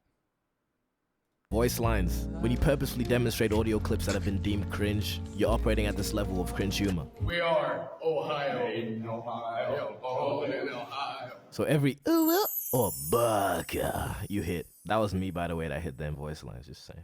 So every one of these voice lines you hit purposefully, that's cringe humor. Damn, I said 3, but I can't be asked thinking of the third one. Forget, nigga. Level 5. Irony. This is jokes about jokes, humor that is bad on purpose, so technically cringe humor, but that's its own level for some reason. But allow me to give you some examples of ironic humor. Something like playing a weird character as a joke. For example, this. The ops want to tell me to straighten my shit. Press my shirt with an iron. How ironic. Seems like just last week I was flying down your block, pressing your men with the iron. Or the better example being purposefully cringe. So we're just gonna go ahead and forget about level 4. Okay? Sorry. Ironic humor would also be these types of t-shirts with the shitty quotes on them. Oh, no. Okay, no, this isn't... I wouldn't say this is ironic humor. I would say this is regular shitty, like, old people humor that's trying to pander towards young people. That's cringy. But then if you decide to wear it, it's, like, pretty boss. You have to have... You know who has the confidence to do this? Chris. Chris will go to a bar wearing an I Pause My Game to Be Here shirt. He, like, my friend Chris will go to a bar wearing a Hatsune Miku shirt. Unironically. Just show up. It's a full art Hatsune Miku, like, DJing a song, and he'll just be like, yeah, I'm here. I'm like, dude, we're in a bar, right? Like, we're in a public place. Like, you're just wearing a Hatsune Miku fit. And he's like, yeah, I don't care. Like, that's owning confidence. Like, you obviously know that shirt is lame, but you still wear it because it's funny. Maybe except this one. The wolf shirt? What was the wolf shirt? Human by chance, alpha by choice. See, that's hard. I think that's funny. Because nobody wears that and actually thinks I'm an alpha. But there are people that wear the I Pause My Game to Be Here shirt for, like, genuine value. Shitty quotes on them. Is Chris Koshard? Yes. Like, you obviously know that shirt is lame, but you still wear it because it's funny. Maybe except this one. When is it ever okay to wear this? Ooh. Do you think... Okay, now we're gonna play a semi-weird game show here. What are the odds this guy bought this shirt for himself? Or do you think somebody bought it for him? Either way, rough. Somebody made that shirt. Eat, sleep, rape, repeat. That's not ironically funny. I'm surprised this guy... Is this in an airport? You think they would let you wear that in an airport? I understand it's like freedom of speech and like expression, but this is like... I don't know if you would get off... I don't know if you get away with wearing this in an airport. Shirt in public. Never. He doesn't speak English? Oh, this guy doesn't know... How is this shirt acceptable at an airport? Wait, so this guy just wore this shirt not knowing that this just says rape? Never. Also, you know that thing that people do where they explain a joke? Oh, it's supposed to say rave? Oh my god. If this guy doesn't speak English, I kind of feel bad. But why would he wear a shirt? Who bought him that? Also, you know that thing that people do where they explain a joke that was bad to make fun of the joke? There's this one British guy on TikTok that goes, so what is done there is... Okay, let me just show you. If your house is cold, just stand in the corner, because it's always 90 degrees there. And what he's done there is, okay, So he's saying, if you're cold in your house, go to the corner because it's 90 degrees. But what he's conflictuating is, on a right angle, it's 90 degrees, like the angle is protracted up against it, it's 90 degrees. So obviously, if it's 90... Yeah, and also dad jokes. I was considering giving dad jokes its own level, but I think it best falls under here. Because dad jokes, the whole thing with them is the fact that they're not really funny. I don't think anyone thinks they're funny. Pretty funny, huh? It's like you're gonna... But I kind of look forward to the point in my life where I find dad jokes funny. Because if you find that funny, you find anything funny. I feel like dads find anything funny. Like once you hit like 45 as a man, any joke is funny. Like that was good. That was a good one. Like a dad watching a comedy special is like they're in heaven. Because any joke's just fucking a hit. Like an absolute bang, dude. Dad jokes like, oh, I'm hungry. Hi, hungry, I'm Joe. Like, if there's a 50-year-old man watching, they'd be like, that's class. That's banging. Zip your table, huh? That's hilarious. Just like the way you unzip your pants, huh? It's like you're gonna unzip. They're not really funny. I don't think anyone thinks they're funny. Pretty funny, huh? It's like you're gonna unzip your table, huh? Just like the way you unzip your pants, huh? Level 6, satire and commentary. This is the level where humor's developed a brain. Because now the humor is becoming a way of delivering a message. This is where you stop laughing at the world and start laughing through it. You're not just making jokes anymore, you're making points. You're taking something ridiculous, politics, influencer culture, brain rot, internet trends, and holding up a mirror that says, look at this. This is us. Adrian. Met my and they fell in love and they had Steven. Hi. We Steven did here. this. In my life? Lel Sam. I would not say that is satire. What the fuck? That was brain rot. That was a video of brain rot. That was my hood accent. You heard me? I said like Lel Sam. And level 7, I just have people that write jokes. So people like stand-up comedians who aren't shit. Here's Arnold Schwarzenegger finding an onion ring in his fries. What is this?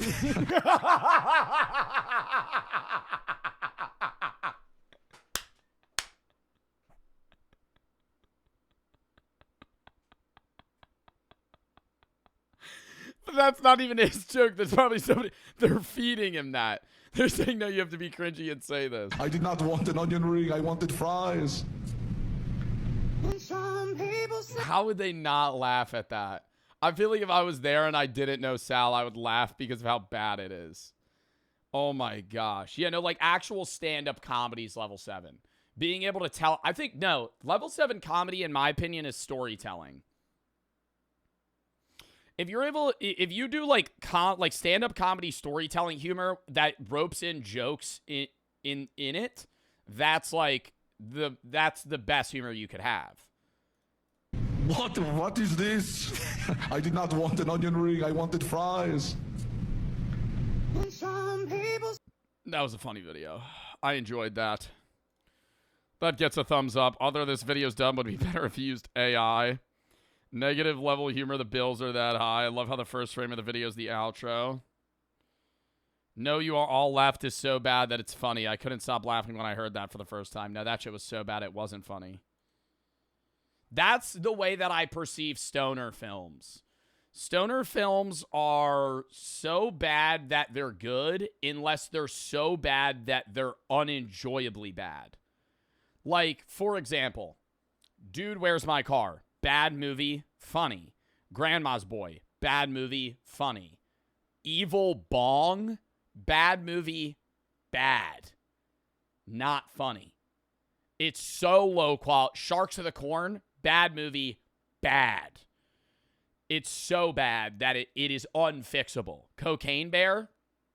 Cocaine Bear is like a 2-sentence joke that they made into a movie. I enjoyed it, but the entire premise is like, this is a bear that's on cocaine. Shit gets crazy when a bear's on cocaine. Imagine a human on cocaine, but it's a bear. Now imagine a bear, but it's on cocaine. Sharknado. Bad movie, but it's good. Let's have a tornado and then throw sharks in it. The one scene in Sharknado where the fucking guy cuts open a shark's stomach and an entire human is inside unscathed and alive is fucking comedy. And it's not even trying to be funny. That's just hilarious because it's so bad. Huckies for the 3. Have you seen the Michael Jackson movie trailer? No. Send it in the video session. Blake and Spooky for the sub. Julio for the 3. Your hair looks amazing. Thank you, Omni, for the 3. Do it. I'll give you 10K bets. No, Deberto, thank you for the 1,000 biddies. Do it, Joe. Miss. Taith Clay, thank you for the 5 gifted. H for the sub. Julio for the 3. Love, thank you for the 5 gifted. So for the sub. I gotta piss that we're gonna hop into the long video for the day, chat. This one should be good. A lot of people have been recommending it. Today's reacts, by the way, tomorrow, 1 p.m. EST, we're doing The Salesman, a horror game, Level Devil, egging on, and then a Marvel Rival sponsor. Sunday's going to be an early react day at noon EST for like 4 hours. Monday, I'm not live. Tuesday is Radio Light and Storebound. Wednesday, Bingo Challenge with Lud, potentially other random games. Thursday, random games on Band State collab. Friday next week. And next Saturday, I'm not live, posting on YouTube and filming content. You laugh, you leave for the main channel. Goblin for the sub, Huckies for the 3. Chat, count me down 30 seconds. Maybe a minute. I gotta piss.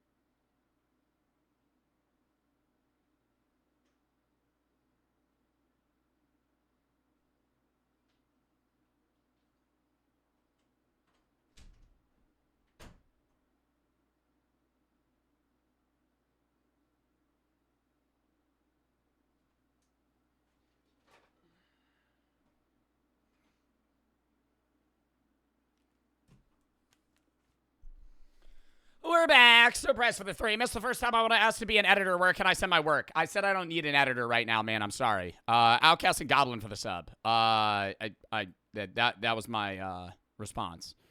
Oh, I missed the first time I asked. Yeah, no, I don't need an editor right now. You need an editor. No, I don't need an editor.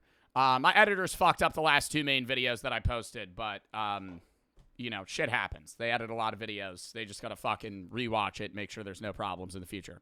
But yeah, I don't need I'm not gonna fire my editor over them messing up one time, you know, or a video once out of every fucking 30, 40 videos they do. All right. People make mistakes, you know. Am I still annoyed? And I was like, hey, you know, don't fucking do that for the next time. Yeah, but I mean, you know, shit happens. All right. Let's lock in, chat. Next video. Subsidy redeemed flex. Next video. Lock in. And sub only. What happened? There was like zooms where there weren't supposed to be zooms in the one, and then there was too many zooms in the other. It's very basic. Let's lock in. Grain for the sub. All right, chat. This video's long as shit, but I do want to watch it. It's a Fern video, one of my favorite YouTubers, and I think this is going to be a very interesting video. How an FBI agent infiltrated the KKK. Lock in. If there's any snitches in the group, we kill the snitches and they fire shots out of a gun. Boom, boom, and everybody's kind of getting scared. April 21, 2017. A group of men stand in a remote field in the... The KKK is still fucking up and running that strongly in 2017. I feel like a lot of the videos that we've seen about the KKK recently have been kind of showing that it seems more like just a group of racists versus people that actually try to do stuff. Still is now? No, I know they exist, but I'm saying like 60 years ago, you know, they were fucking killing people. Now I feel like it's just like a gathering of racists. Middle of Alabama. I don't know, though. This video is about to explain this to me. What's for the three? So my watch later. FN and Grain for the sub. Lock in. It was nighttime, and I am blindfolded. I've been instructed to place my right hand on the right shoulder of the person in front of me in line because that signifies brotherhood. The Brotherhood is the Ku Klux Klan, the United States' oldest, most notorious white supremacist hate group. This is one of their ceremonies. What they don't know, one of them is an FBI undercover agent, and he's no lightweight, 6'4", 260 pounds, covered in tattoos. His nickname, Hillbilly Donnie Brasco. He's gone undercover as a contract killer, a contraband smuggler, an arms dealer. He's put dozens. Oh, do they work kind of like a biker gang in the sense of they still perform illegal like they sell drugs and do shit like that to make money? Then who the fuck is that one guy that's the leader of the KKK that's in like Alabama and he just he does videos with like Gideon? Like, is that a different dude? That's that guy? There's no way that's the dude that's the fucking leader. I mean, this is 2025 versus 2017, but Arkansas, not Alabama? Okay. Dozens of people behind bars, from drug dealers to violent motorcycle gangs to pedophiles. He's befriended and brought down biker gangs and neo-Nazis, people who are planning kidnappings, murders, and the overall downfall of society. My God. And when he was saying we're going on a camping trip, what he was saying is we're going to kill somebody. And everybody's screaming death to your, F your Jewish God, death to America. And then somebody says, America, and everybody's screaming death to your, F your Jewish God, death to America. And isn't the Ku Klux Klan a Christian, like, Aryan racial group? Like, wouldn't saying F your Jewish God effectively be saying F themselves? I don't think so. I thought it was a Christian group. They're Satanists.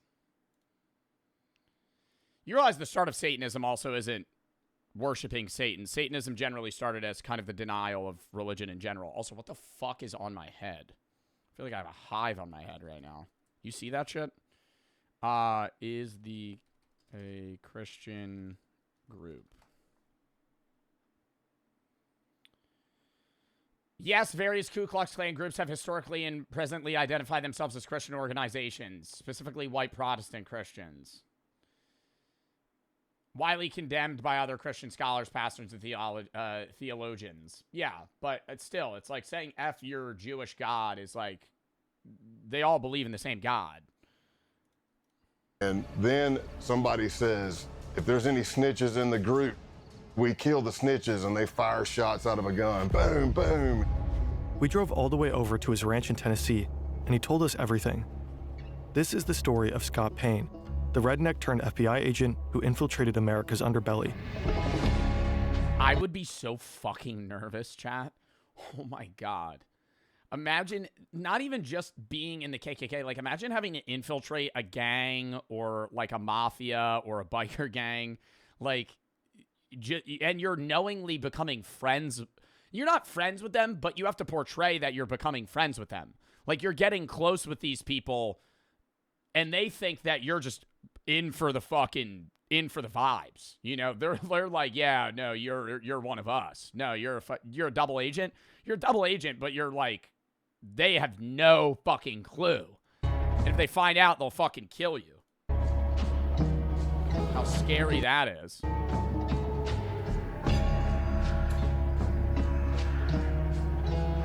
Oh, dude, I could tell this is going to be a banger video.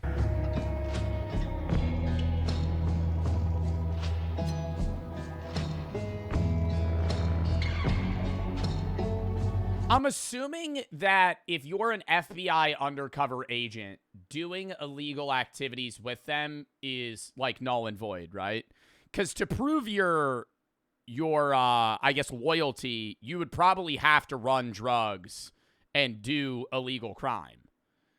Because there's no way you could be an undercover agent and not partake in the illegal activities. Yeah, outside of killing people.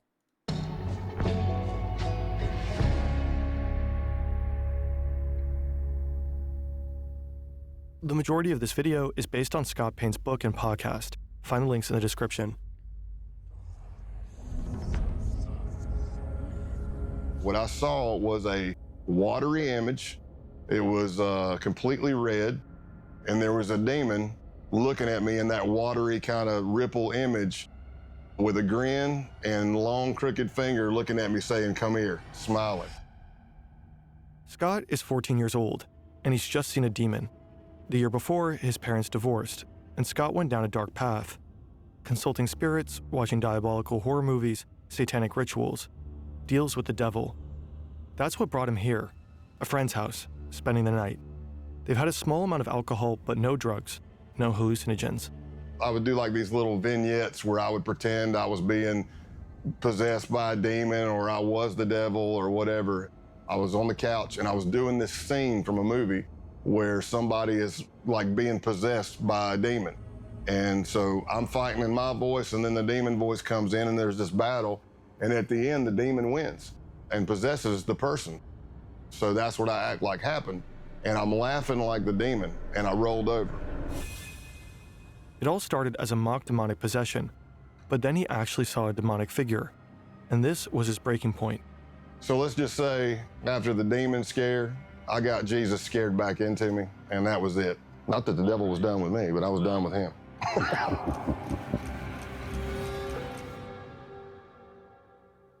Halloween night 2019. This is... I've never heard of somebody faking being possessed. Okay, well, I think most possessions are fake. Like when you see the exorcisms that occur in like modern day videos where there's like pastors that they're not they're I would say they're more internet pastors in the effect of like they try to take online donations and they do like exorcisms on like random people and they'll claim to be the devil but have 3 fucking 120-pound weak guys holding them back. Like those are a little sketchy to me. Scott on his final major undercover mission. And this is a goat. It was stolen and is now at the center of a pagan ritual. It's been nearly 35... Chat, should I scratch this? What is that? Is that a big hive on my head? Roosis for the 3. Find it ironic how groups who might be Christian or anti-Semitic while Jesus was Jewish. Matthew Down, Sin, and Extreme for the sub. What for the 3? Or FN for the sub. It's a zit? No, dude. It's a spider bite. It fucking itches. I'm going to leave it. I want to scratch it so bad. Like when you have eczema. Stop. Stop. I'll put my hair down so you can't see it. It's bothering me. All right, lock in. 5 years since Scott's first encounter with the devil. But on this night, the devil is all around him. And he's definitely not done with Scott. Now, we're all in a circle around the goat. Somehow I ended up at the back of it. I don't know how. It was bad luck on my part, I guess, but I'm holding the legs of the goat. He's got this blade, and he's bringing it up and bringing it down in a practice swing, practice swing, practice swing. And finally, somebody says, just do it. Eisen comes down with every bit of force he's got and hits the back strap of the goat, and I don't even know if it broke a hair. I don't know if it's because the back strap's too thick, the blade was too dull, but he hit it, and I don't think you could clean slice a goat's head off with a machete. Maybe a really fucking sharp one. I feel like if you were trying to chop like a goat's head off, you'd need like an axe. You heard the goat was just go bah, and I'm like, oh man, this is gonna get bloody and bad real fast. The man swings again. Again. Nothing. Finally, the blade is replaced with a gun. I said, whoa, whoa, whoa. And he's like, what? I'm like, man, look at what you're shooting at. We're all in a circle around this thing. And then he looks, puts a round right in the head of the goat, and it hits the ground. So you think you're done? No, you're not done. Now they slice the throat of the goat. Oh, God, don't tell me they got to drink the blood or some bullshit. Oh, fuck. And they fill up a cup full of blood. One of them pulls out a sheet of LSD. What? Oh, my God. They're trying to perform a satanic ritual, and then they're going to take acid and drink the blood. Oh, my God. Literally doomed perma trip. Doomed perma trip. What the fuck? You're not getting out of that the same dude you were when you came in. He approaches each man one by one. Basically, they would take the hit of acid under their tongue, chase it with the blood of the goat. I am always curious about how, like, undercover FBI agents don't give themselves away when they're doing that stuff. Like, if he has to... Well, I don't know if this is a part of it yet, but, like, say you're undercover and they're like, hey, you got to do this drug with us. Like, how do you keep that facade of, like, I'm Donnie Blank when your actual name's like Derek Roberts, and now you're fucking hallucinating, you're tripping balls, and you're having like regular conversation to signify the sacrifice or solidify the sacrifice. Very well mentally trained. Bro, I understand the level of mental training, but I truly believe like any level of mental training is like, unless they're doing the mental training under hallucinogens, that shit's cracking you, bro. When you're tripping, you're under a different mindset. When you're tripping that hard, if you're on like 1-2 grams of mushrooms, that's different. But if you're like tripping balls, I don't care like any level of training you have, bro. You're not like, you're going to say anything. Scott is one of the few who decline. So when it gets around to me, he says no? At the end, I'm looking at the blood and it's already coagulated. It's all chunky and clotty, and I'm looking at it going, man, I really don't want to turn this up and drink it. I mean, this is disgusting. So I dipped my fingers deep into the blood, pulled them out, and then sucked all the blood off my fingers. This is not the Ku Klux Klan. This group is younger, better equipped, and preparing for a bloodbath. And not only animal blood, but the blood of any human who isn't one of them. Jewish and Black Americans, and anyone they consider traitors to the white race. They're by far the most dangerous group Scott will ever infiltrate. Unfortunately for these tripping blood-drinking white supremacists, Scott Payne has other plans. It's exactly the kind of thing... God, can I say I find it shocking that you could trip and still hold resentment towards groups of people. I have hallucinated 10 times. Or around 10 times. Like I've tripped like 10 times. And I've had bad trips and I've had good trips. Never once have I been equally or more resentful for anybody. Like, I feel like every time you come out of there and you're like, man, people all have their own problems. People are going through their own shit. I got to be more kind. I feel like every time I get out of that, I'm like, I got to be a better person. I'm never like tripping and then going, yeah, white people are the solution. What? He spent the last 17 years working to prevent.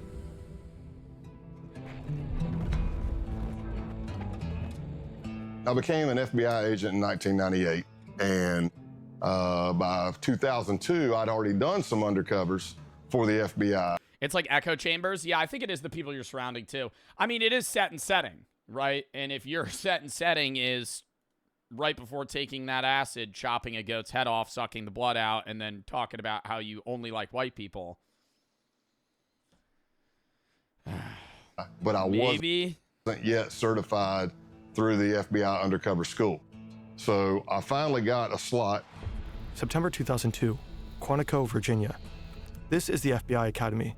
If you make it through the year-long application process, if you pass the physical and psychological assessments, the tests, the polygraphs, the interviews, the background checks, if you make it through all that, you end up here, in a 20-week training program. If you get through the 20 weeks, you become an FBI agent. Scott's been here before. Now he's back, about to start the training program for undercover agents. Getting admission to the program is hard enough. Graduating is even harder. Only about half the admittees make it through. It's a 2-week school with no days off. We're very big on sleep deprivation. You're going through multiple scenarios of all shapes and sizes. And there's only 20 slots for the class. Others break down. There's 20 slots for the class, but don't you think they also would like hand select people that are diverse for the purpose of being able to infiltrate different scenarios, right? Like you would want specific types of people for specific scenarios. Like you wouldn't want everybody to be the same. They make missteps during the high-pressure scenarios. They grow delirious and erratic from the lack of sleep. But Scott thrives. The sleep deprivation, the relentless roleplay, the grueling exercise. If anything, he don't tell me he enjoys it. Feeds on it. Oh. Meanwhile, he's learning from his idols, legendary FBI agents like Joe Pistone. God, that's like a different type of dude, bro. To be able to be happy that you're not sleeping for fucking 2 weeks. You're not sleeping for 2 weeks, constantly doing physical and mental activities. Spent 6 years undercover with the Bun-On-No Crime family. But they don't always notice him. So I remember Joe Pistone coming to speak, and I was like a kid in a candy store, man. I'm like, oh my gosh, this is Donnie Brasco. This dude did 6 years undercover in the mafia. And he's teaching, but he has this thing where he keeps kind of wanting to... 6 years undercover in the mafia, bro. 6 years.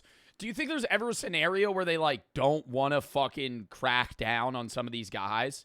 I feel like it's different when it's, like, the KKK because it's just, like, a full-on fucking hate racist group. But, like, I feel like if you're undercover in the mafia for 6 years, there's got to be, like, 1 or 2 dudes where you're like, damn, I feel like this guy's not, he's just, like, you know, bad place, bad time. Like, he grew up around the wrong people. He's not a bad dude. But you got to, like, fucking, you know, I not rat on him, but at some point, you got to fucking turn him in. Walk right up to the desk.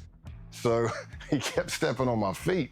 And, I was trying to get out of his way. And then finally, as he's teaching, he just looks down at me and he says, Jesus, kid, either you got the biggest feet I've ever seen or I can't see. And he throws a couple of bucks on the desk because he's like still in mafia mode. He throws a couple, he goes, hey, go get yourself a shine on me. And I just took my feet and shoved them under the seat, man. Joe Pistone may have scuffed up Scott's shoes. What neither of them could have known at the time is that Scott would go on to fill Joe's. The FBI Academy trains agents to take down bad actors. More and more of these criminals operate online. No tool. I really didn't jump out. Scott doesn't have a fight as an undercover in the FBI. If you're looking on paper, I really didn't jump out. Scott doesn't have a fancy degree. He doesn't speak any foreign languages. His nickname is Big Country, for obvious reasons. Bro, I feel like that's the perfect guy for the FBI. Like, you don't want some dude that's like a Harvard grad that only knows textbook. I feel like you want a dude that's like lived in shit and like dealt with shit because he has like hands-on experience with like fucked up stuff. So he begins to work as an instructor at the school he just graduated from. Unorthodox, but it got him noticed by the right people. He gotta look racist. I mean, bro, do you think that's one of the, they had to pick a guy that would like fit the bill. You know what I mean?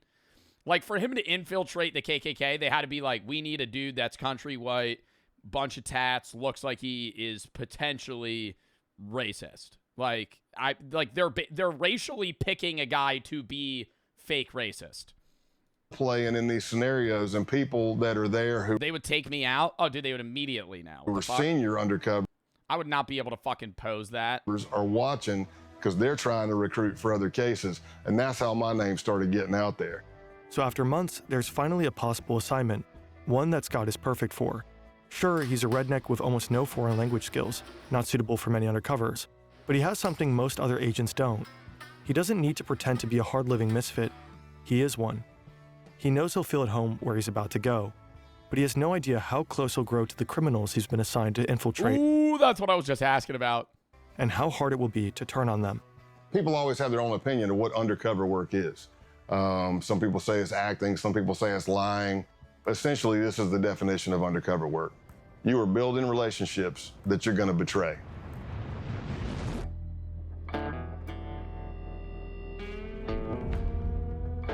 Scott is... I mean, dude, I feel like this is the perfect guy to ask the question of, like, do you think there's good in everybody? Because there has to be, like, for him to not want to turn some of these guys in, he has to like some of them. Even though they are full-on, like, insane racists. On a mission, and his targets, these men, have just arrived. They're members of the Outlaws Motorcycle Club, the main rivals of the Hells Angels. They've been implicated in drug trafficking, prostitution, Motorcycle Club, the main rivals of the Hells Angels.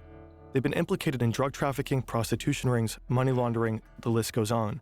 And they're notorious for violence against rival gangs. Infiltrating them is exceedingly difficult. Scott Payne is here to do just that. But there's a problem. Part of the intelligence Scott was given is wrong. He was told they wouldn't be wearing their colors. Obviously they are. Scott has hoped to strike up a casual conversation, letting the topic of motorcycles arise naturally. But these guys are advertising their gang affiliate. Bro, about to walk up. So you guys like motorcycles? Trying to talk to like a notorious gang member that like traffics drugs, kills people. So you guys like Harley Davidson? I myself drive one. It's a big one with fire stripes on it. On the front side, it's a black motorcycle. Not that I like that color by any means. What says you? He can't just go up and say, "Hey, you guys ride." His only choice is to make them come to him. Luckily, another part of the intelligence is right. What did you say? I'm saying that's what he would have to say. This guy, road named Spanky, loves to be the center of attention. So Scott steals. Spanky likes to be the center of attention. How do they know that? Like, where are they getting this intel? Luckily, another part of the intelligence is right. This guy, road named Spanky, loves to be the center of attention. So Scott steals it. He works the crowd. He tells jokes. He talks loudly. He draws attention to himself, making Spanky want to steal it back. Soon enough, Spanky asks where Scott is from and sends him a drink. Spanky's called me over. He's introducing me to other people. And of course, I'm getting more scrutiny. The more people I meet, the more scrutinized I am.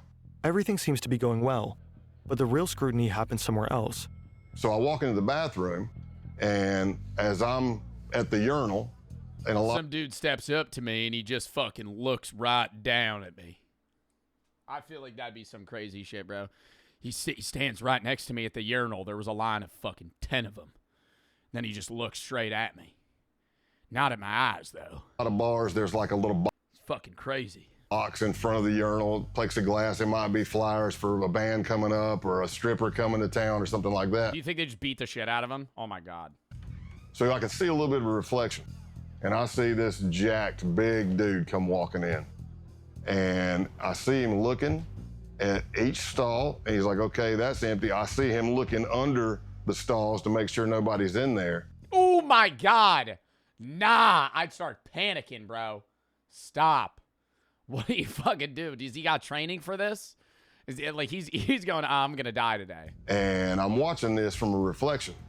And then he comes walking up right beside me, and for a split second, I thought, oh, I'm getting jumped. I'm getting jacked right here. And that didn't happen. He says, so what brings you to Massachusetts? All undercover FBI agents have a legend, a detailed made-up backstory that they have to commit to memory. He's from deep South Texas, up in Massachusetts for work. He loves Harleys and whiskey, and his name is Scott Calloway. Oh my God, bro. I feel like I don't care how much you train for that. In that moment of like nervousness, do you think you would be able to stick to the story? You know what I mean? Like you're flat out being like, yeah, no, this is me. This is where I grew up. This is my family's names. Like you have an entire fake story, fake dad, fake mom, fake siblings, fake everything. So happens, the guy grilling him in the bathroom is also named Scott. Scott Town. A lot of undercovers, you bond with people, especially deep undercover long term, but there's... Turns out me and him are both undercover trying to rat on each other. I was the FBI, he was the CIA. We had no idea. There's never been another person I bonded with closer than Scott Town. For a year and a half, Scott gets to know the outlaws. He drinks with them, rides with them, fights alongside them. He gains their trust. He becomes their friend. They call him Tex. Scott's legend may be a lie, but the friendships are real. Scott Town becomes like a brother. He likes to drink, I like to drink. He likes to fight, I like to fight. He likes to ride and lift, I like to ride and lift. We completed each other's sentences. We were just kind of cut from the same cloth. They even both have a daughter who's the exact same age. Oh my Scott God. Town is kind of a doppelganger, the person Scott Payne might have become had he not gone into law enforcement. Another gang member, Brian De La Vaga, aka Clothesline, also becomes a close friend of Scott's. He said, and these guys are my brothers. and I grew up around them. He said, but I really don't have that many friends.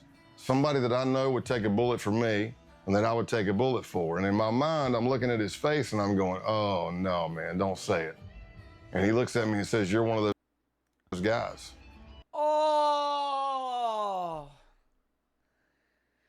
Oh my God. And then having to fucking turn him in and be like, yo, no, that's like another level of shit. Bro, this guy being literally like a fake person. Not even like, you know, he's just a dickhead, actually. Like, he's literally pretending to be like fake backstory, fake everything about him. The shock you would feel, bro. Tomorrow is the big day. Over the course of last year, Scott has convinced the Outlaws that he's a high-ranking member of an international theft ring. They begin running jobs together. It begins small, with insurance fraud and vehicle trafficking. An outlaw— Oh, so he doesn't try to join them immediately. He tries to be like an affiliate of their system. reports a motorcycle as stolen. He then files an insurance claim, while Scott sells the motorcycle across the border. A double win. Money from the insurance company, money from the sale. They do this again and again. Dude, does the FBI ever cut, like, when this happens, does the FBI tell law enforcement, hey, don't crack down on this? Because, like, what happens if they end up getting caught and it's like, hey, no, let this go through? Like, no, we need this. You don't do anything. With motorcycles and other vehicles. But tomorrow's job is different. Some of the Outlaws will be serving as security during a major drug deal, a gig arranged by Scott himself. He's revealed that he has connections with a Mexican drug cartel. No surprise, considering his line of work and his proximity to the Mexican border. The stakes are high. If they get caught, they'll be looking at serious jail time. And if something goes wrong during the deal, the bullets will start flying. So when Scott is told to meet the Outlaws at their clubhouse, he's not surprised. They probably want to go over the plan one last time. Scott arrives. The place is familiar. He's been here countless times. He knows what's behind every door in the building. Oh my God, do you think they're suspicious of him? They shut the door. They're like, you're a narc, aren't you? We know who you are. Except one. Clothesline leads him to that very door. Now he realizes that something is wrong. Uh-oh. Scott is told to strip. They need to check him for a wire. Because of the stress of this happening, I forget my middle name. I'm having— No! See, that's what I mean, dude. The fucking backstory falls. The backstory falls, bro. You forget everything. Oh, my God. Because he's probably just adrenaline right now, just freaking the fuck out. an adrenaline dump. And for anybody who's ever had it, it can be any traumatic experience, but I'm having auditory exclusion. So what I hear sounds like I'm underwater. It's going whoosh, whoosh. So it's slow. I need you to take all your clothes off. It's slowing down. I'm getting time dilation in my eyes. Everything I see is in string grabs. Click, click, click. I can feel my heart beating through my entire body. My hamstrings get rubbery. Now, oh my God, but do you think the other guy would see, like, wouldn't the other guy see that in his face? You know what I mean? Like, the other guy would be like, yeah, hold up.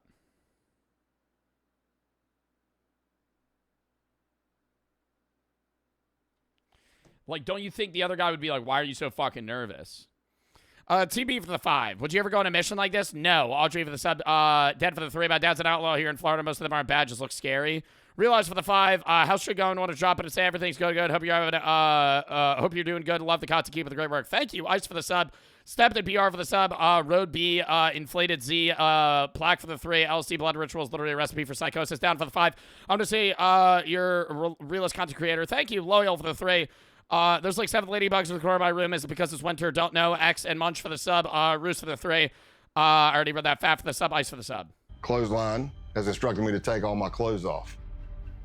Here's what I'll tell you. If I'm not wired, it's just an embarrassing moment. I'm naked in a small crawl space with 2 guys with pistols. Problem is, I'm wired to the hilt. Oh, fuck. Give me 1 second. Gets naked, just swallows the wire. Fucking, what do you do in this situation? But they don't find anything. I have a condition. Scott's recording equipment, please, is not taped to his chest, but in his clothing. So my adrenaline starts settling, and I'm starting to come back to normal, and I think I'm done. Oh, so his mic was like sewn into his clothes and they didn't check his clothes? And I get my pants back up. I don't know if I have my boots on yet or not. And then Clothesline grabs a piece of clothing that I was wearing. And that piece of clothing has a recording device in it.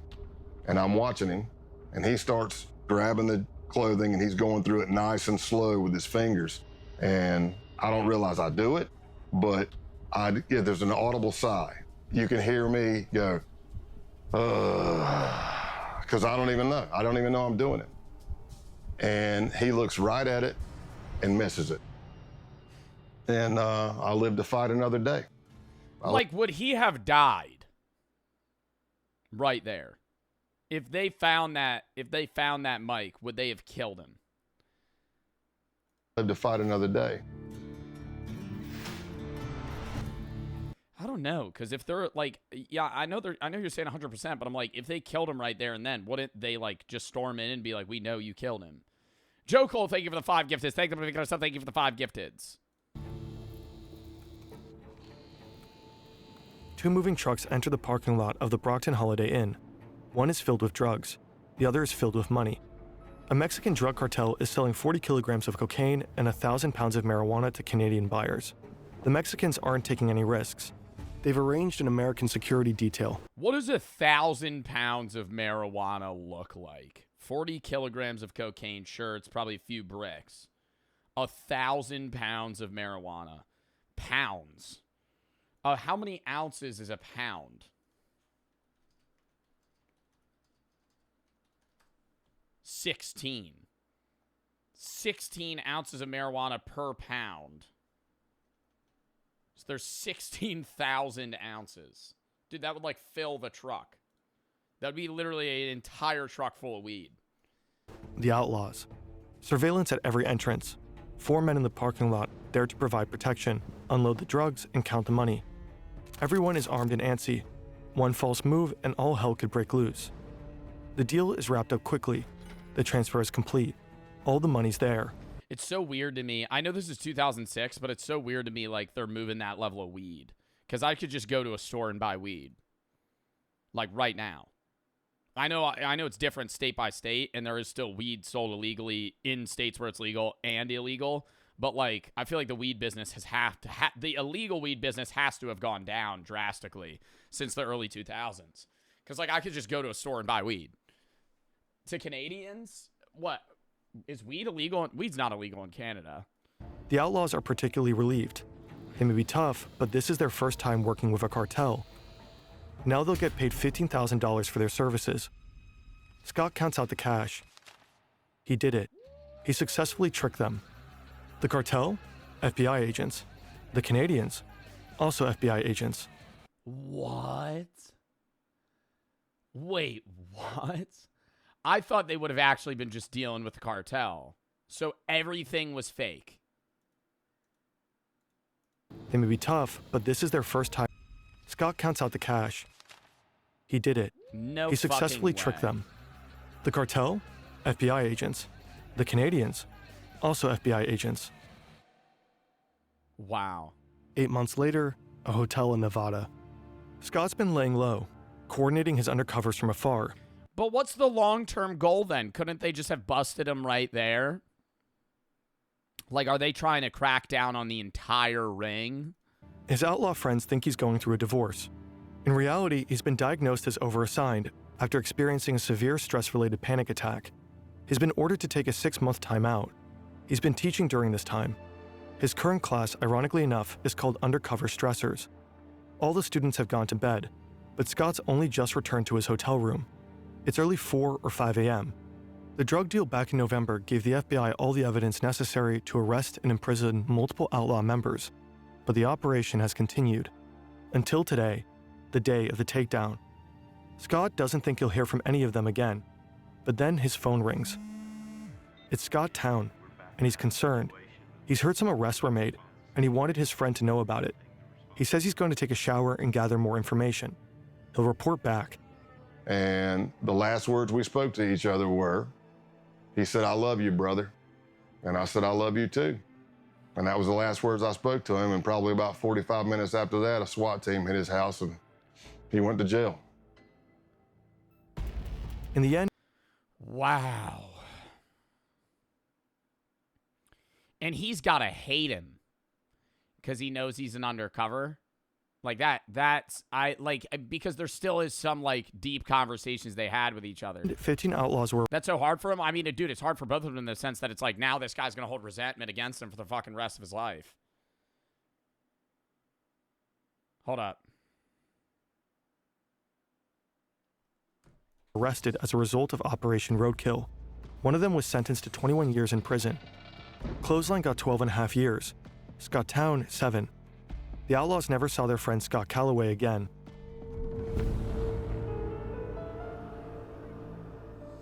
I feel like it's weird that they would reuse the same guy for another undercover mission, no? I know, I'm not saying every gang has an affiliation with each other, but I feel like it's a little risky to reuse the same dude to try and take down a different, group of people. Ku Klux Klan emerged in the wake of the American Civil War. Why are we in From the very sub-only? beginning, they were racist to the core, raining terror and death on black Americans. In the late 19th century, they flogged, tortured, and lynched politically active black men, raped their wives, shot their children, and burned their schools. What? The Ku Klux Klan emerged in the wake of the American Civil War. Oh. From the very beginning, they were racist to the core, raining terror and death on black Americans. In the late 19th century, they flogged, tortured, and lynched politically active black men, raped their wives, shot their children, and burned their schools. Historians consider them to be America's first terrorist movement. Today, the KKK remains active, but only as a shadow of its former self. Fewer members, less influence. However, burning crosses is still one of their favorite things to do, and they've stayed true to their roots. Naturally, as a terrorist organization, they have to act in secrecy. You might assume that infiltrating them as an FBI agent is not the easiest feat. So you may ask yourself, how do you contact... Yeah, that's why it's like, I know people say Tom Robb is like the leader of the KKK today, but do you think that there's like other shit going behind the scenes? Because there's no way they're just that forefront about like, hey, this is what we do. Because like all the shit they have to be doing is illegal. There's no way they're just like outwardly talking about it. The United Klans of America. Yo, Steve, thank you for the raid. Nolan and Smee for the sub, Jordan for the 3, Delta H just got a ban. Matthias and Lou for the sub, Joe Cole, thank you for the 5 gift. It's confirmed. Well. And now I'm going to look it up. I think you're wrong. They had a bill in place to try and get rid of THCA. Yeah, the hemp. They're trying to get rid of hemp. Or hemp-derived cannabinoid products. Which I genuinely, you could say I'm a conspiracy theorist. I think it's a pull from liquor companies trying to put pressure on Republicans to try and get rid of hemp products. Not because of the safety concerns of hemp products, but because the fact that alcohol sales are the lowest they've ever been. And the new generations don't like alcohol nearly as much as they did. So they're kind of being more pressured to actually put bans on hemp because most people don't drink. And if their weed isn't available, they'll be more likely to buy alcohol. Holy conspiracy? I mean, it's not that crazy, bro. It's like alcohol brands are fucking huge, man. And if people stop drinking, they stop making money. And if there's a direct competitor, it's not other alcohol brands, it's other drugs. Well, it turns out the group I was looking at had a hotline. Scott starts talking to a guy named John Jack, a Klansman whose passion for Jack Daniels earned him this nickname. Scott tells him he's got the number from a group of bikers he met at a gas station. It's a plausible story. Scott looks the part, and his time with the Outlaws taught him how to play it. Biker gangs and white supremacists often run in the same circles. Jack starts talking about this rally that's coming up. Vendors, burning crosses, country music, the usual. But there's a problem. He said, I'm not gonna lie to you, Scott. I had a band lined up, but the singer just got locked up, and I really don't know what the hell I'm gonna do about music. And I thought, this could be my end. And he just knows how to fucking sing or play the guitar. Said, did I happen to mention that I'm a musician and a singer? I said, well, I'll tell you what I'll do. I'll bring my acoustic and my PA system. When I get there, you can come meet me by the car. I'll strum a couple of tunes for you if you think I suck. And he's like, oh, hell, this is gonna be great. It's gonna be great. Scott doesn't know that he just signed up for something far more sinister. Yeah, bro's gonna be DJing a fucking KKK meeting. April 21st, 2017. He have no idea what he's going into. It's the day of the Ku Klux Klan rally. I got lost multiple times until I finally drove up on this empty, I don't know, lot fenced in the middle of nowhere, but it wasn't hard to spot because the Nighthawks, which would be the Klan members in all black, who were the security force, are all standing at the gate. Wait, what's the difference between the people wearing all white versus all black? Spot, because the Nighthawks, which would be the Klan members in all black, who were the security force, are all standing at the gate with guns. And a lot of these people were felons. Scott's ready for an interesting time. He's been to plenty of biker gatherings, and perhaps this will be similar. During his mission, Scott will be taught the KKK's constitution and bylaws, studying the Black Klansman Handbook, which he'll learn to refer to as the Kloran. He'll become familiar with the... Yo, imagine fucking, like, living in the South at this time, and you're, like, really into this girl or guy, and you go over to their house, and you're like, you know, I really fuck with this person. And then you just see, like, the fucking, the hood and the uniform. Just, like, in the corner, and you're like...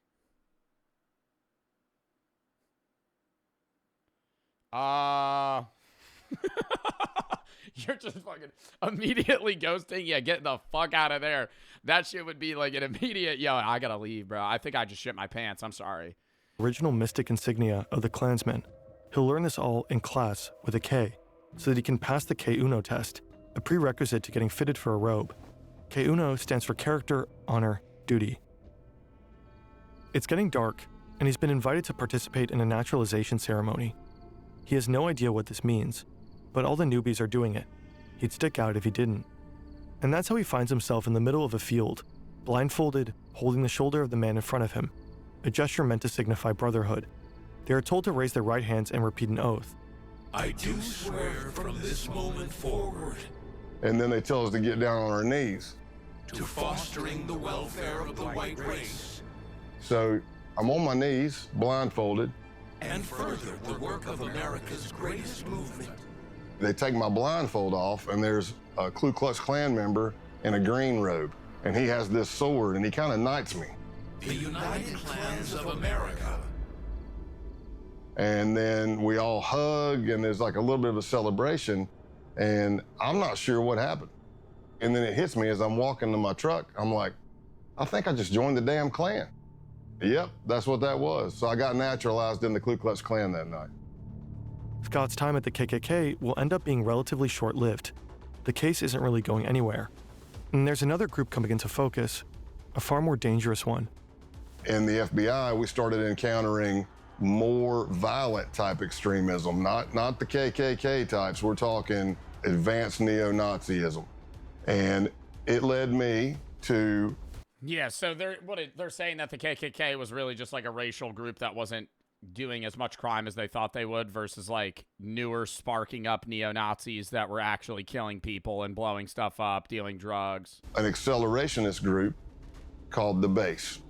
The Base mission will provide to be far more extreme than anything Scott has ever seen. The network of violent white supremacists. An extremist group known as the Base. Violent neo-Nazi terrorist paramilitary group called. That's what's so weird is I've never heard of this. Base. On August 11th, 2017, crowds of people marched through the campus of the University of Virginia in Charlottesville, chanting racist and anti-Semitic slogans. They were protesting the removal of a statue of Robert E. Lee, the famous Confederate general.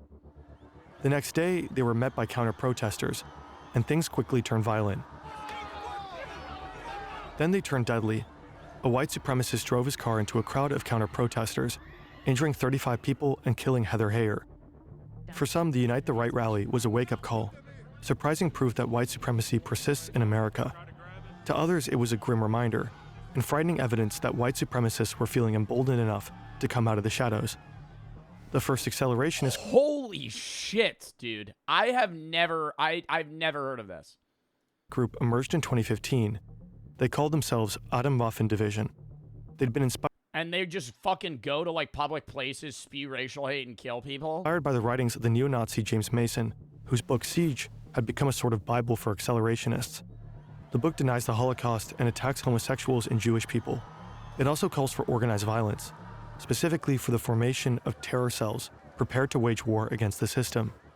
Initially regarded as fringe, or even cringe, accelerationism steadily gained traction. By 2020... We did a whole video about accelerationism. The idea of accelerationists, though, the philosophical ideology of accelerationists, isn't directly rooted in like neo-Nazis or Nazism. It's just, it can be combined or attached to that in certain ways, but just because you're an accelerationist doesn't mean you're necessarily somebody who is racist. You just believe that everything and anything should be done to advance society technologically as fast as possible. Unless this is some offshoot of that. Roughly 90% of white nationalist groups identified as accelerationist. That same year, the U.S. Director of National Intelligence identified... Well, yeah, because accelerationism usually aligns with, like, far-right ideas of, like, having no restrictions on most things. Like, it doesn't matter about, like, you know, carbon emissions or any of that. You just want to be efficient and get as much done as fast as possible. Racially motivated violent... Accelerate the collapse of society? Yeah, but there's an end goal. Like, it's not just, like, anarchy. It's, like, there's a goal that they have in mind with acceleration of the collapse of society to rebuild something else. And extremists as... It's far left, actually. I mean, you know, you get into any extremism ideas, you're gonna find some crazy shit. The most lethal domestic terrorism threat. What's a neo-Nazi? Like a new Nazi. It's effectively what it means. Neo-Nazis, if somebody calls you a neo-Nazi, they're basically calling you like a modern-day Nazi. More than other white supremacist ideologies, accelerationism insists on the importance of direct violent action, the kind of action taken by the people they call saints. Like St. Tarrant, for Brenton Tarrant, the Australian white supremacist who attacked 2 mosques in Christchurch, New Zealand. He killed 51 people. Or St. Roof, for Dylan Roof, who killed 9 people, all black, during a church service in Charleston, South Carolina. This is the kind of action accelerationists believe in, action that will further destabilize society, that might finally lead to societal chaos. They are explicit about this. Roof, for example, said he'd hoped to ignite a race war. Failing that, though, the purpose is to inspire more violence, which is exactly what such attacks have done. Scott Payne just signed up on Facebook. Isn't there like a showing though in that like if you're actively killing people of another race and going, my goal in this is to start a race war, like most people that would outwardly look at that would go, okay, it's not the races that are fighting against each other, it's these insane people that want to spark anarchy and a collapse in society rather than actually white people and black people having a genuine problem with each other. He's about to publish another racist post. His goal is to get banned. But nothing happens. A fellow agent points out that he doesn't have any friends. He adds a few people and that does it. He's promptly kicked off. Okay, well done. Next up is Gab, a social networking site well known for its tolerant stance towards far-right users. Why did he want to get banned on Facebook? To like rant about how he got banned or something? Participates in forums with names like Whites Only. This will further elevate his credentials. On July 15th, 2019, he writes an email. I've been seeing your stuff and I'm definitely interested. Survival and self-defense. I like it. The next day, a ping. Thanks for contacting the base. You can learn more about us on our official Gab account at the base. Do they like look into you though? If it's like a neo-Nazi like Aryan race group, are they looking into like your 23andMe to see like your ethnicity, or is it just straight off like if you look white? For sure. When you get vetted in, they even have the sites for it. Yeah, well, I'm assuming like there has to be some sort of like, because there's people that could be like, you know, white passing, but they're actually like 35%, you know, black or just non-white, non-Caucasian. And then like what is the percentage where you're not allowed in, you know? Like I feel like a lot of these groups, it confuses me where it's like, well, if you're 5% Hispanic, is that a problem? Like is that like what's the cutoff for them? If you're interested in joining, please provide the following info to begin. Like that's a genuine question. Like I'm wondering, I think it's really more physicality rather than like genetics. I know like in World War II, a lot of it was genetics off of like, not even if you're a Jewish of religion, it would be like if your great-great-grandmother was Jewish, but nobody else was, you were still counted as Jewish and they would kill you. But it's like they had that system in place, so I'm wondering. The vetting process. The base is a white supremacist neo-Nazi group. They were just founded a year ago, and they are accelerationists through and through. Their plan entails assassinations, sabotage, and acts of terrorism. Their targets are black people, Jewish people, and anyone they consider traitors to the white race. They want to do guerrilla warfare tactics, so it's murdering people and disappearing. It's poisoning a water system, taking down a power grid, derailing the train, anything that causes chaos.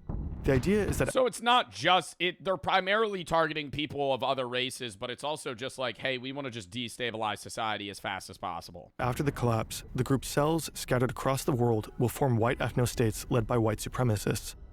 This event, total societal collapse, has a special name, the Boogaloo. Now, Scott is trying to join them. They ask for his name, White Warrior 88, and his age, 44. Scott Payne is actually 48, but he knows most base members are between 18 and 25. He wants to seem as young as possible. Sex, race, location, military experience, fitness level, Dude, between 18 and 25, some of these people are fucking high schoolers in this goddamn group. Special training, and organization affiliations. Like, holy shit, dude, you haven't even fucking graduated high school. You haven't even graduated high school. You're in a fucking extremist neo-Nazi group that's about dismantling society. Here, his past undercover experiences pay off. He mentions the Klan and biker gangs.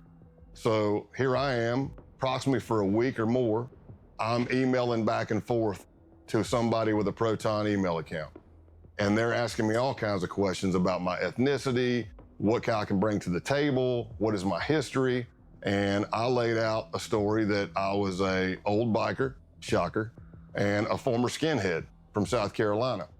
As Scott would find out later, the owner of that email account was none other than the founder of the base himself. Online, he's known as Norman Spear and Roman Wolf. He's been on the public's radar since 2018, but his true identity is unknown. That is, unless you're in the FBI. Ronaldo Nazaro is 45, American, born in New Jersey. He'd worked as a contractor in Iraq for the Department of Justice. Now he's in Russia, but it's 2019. You can organize neo-Nazis into a network of accelerationist insurgents from just about anywhere. The email exchange continues for less than a week. Then, Scott is invited for a phone interview. It's supposed to take 30 minutes, but ends up... I'm shocked the level of recruitment walls they have for this. I understand it's because they are trying to weed out people that are unserious or cops, but like a weak email thread, then a phone call, then probably another interview, then an IRL interview, then they start the actual like initiation process. Lasting an hour. Now, both Scott and the base have a 24-hour grace period. After that, Scott will need to make the decision. Does he truly want to join? I passed the test, and they bring me in. And they asked me, hey, where are you located? And I said, in East Tennessee. And they said the closest cell to you is in North Georgia. That's where Scott will have to pass one final test, an in-person vetting session. August 2, 2019, Rome, Georgia. To Scott, the men look more like boys. He knows that one of them is the leader of the base's Rome cell, but that's it. Yeah, like you're getting vetted into this, like you're getting basically initiated into this group. He's fucking 48 years old, and the dude that's the leader's like talking to a fucking teenager, man.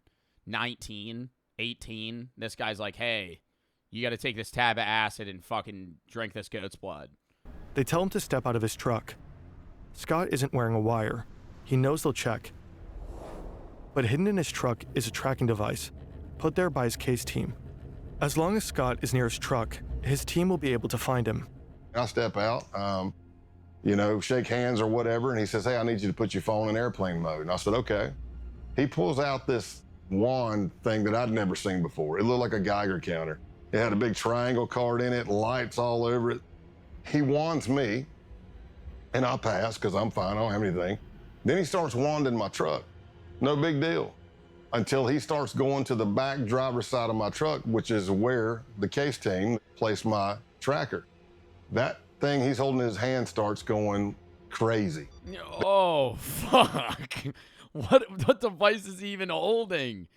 Brainiac over here, yeah, fucking super genius. He's got a fucking metal triangle hooked up to a fucking machine that's beeping for fucking hyper technology that's used for fucking geo tracking. My God. The closer he gets to the back of the truck, it starts beeping, beeping, beeping, beeping, beeping, beeping. I see colors going on it. I'm like, oh no, man, it's picking up the tracker. Scott braces for a fight. He's alone. His team knows where he is, but they have no idea something is wrong. But he gets lucky. The other guy wonders if the device is picking up the power lines. And he walks over and it goes crazy. And he's like, damn it, yeah, or whatever he says. Yeah, it's the power lines. Hey, follow. Oh, but yo, how the fuck has this happened 2 times for him? On the with the other biker gang, the dude's checking his jacket right by the mic and just fucking whiffs right over it. And then this time he's right next to the fucking tracker. He's like, oh no, maybe it's the power lines. All right, no, you're good. Us to another location. Scott has to act fast. He has to get the tracker deactivated. Oh, they're gonna rescan it. Oh shit, no, these guys are so fucking smart in comparison to some of the other shit we've seen. And I'm holy fuck. Calling the case team, and I'm like, hey, you need to shut that tracker off. They're like, I thought they were just going to let him slide. They're going, no, we're going to go to another spot and rescan it. Fucking I'd chuck that tracker out the window. And at first they're like, well, we can't shut it off. And I'm like, you have to shut it off. And they're like, well, if we shut it off, we're not sure. What if we can't get it back on and we lose you? I said, here's what my brother, if you don't shut it off, they're going to fucking kill me. I'm telling you, whatever they have is picking up the tracker.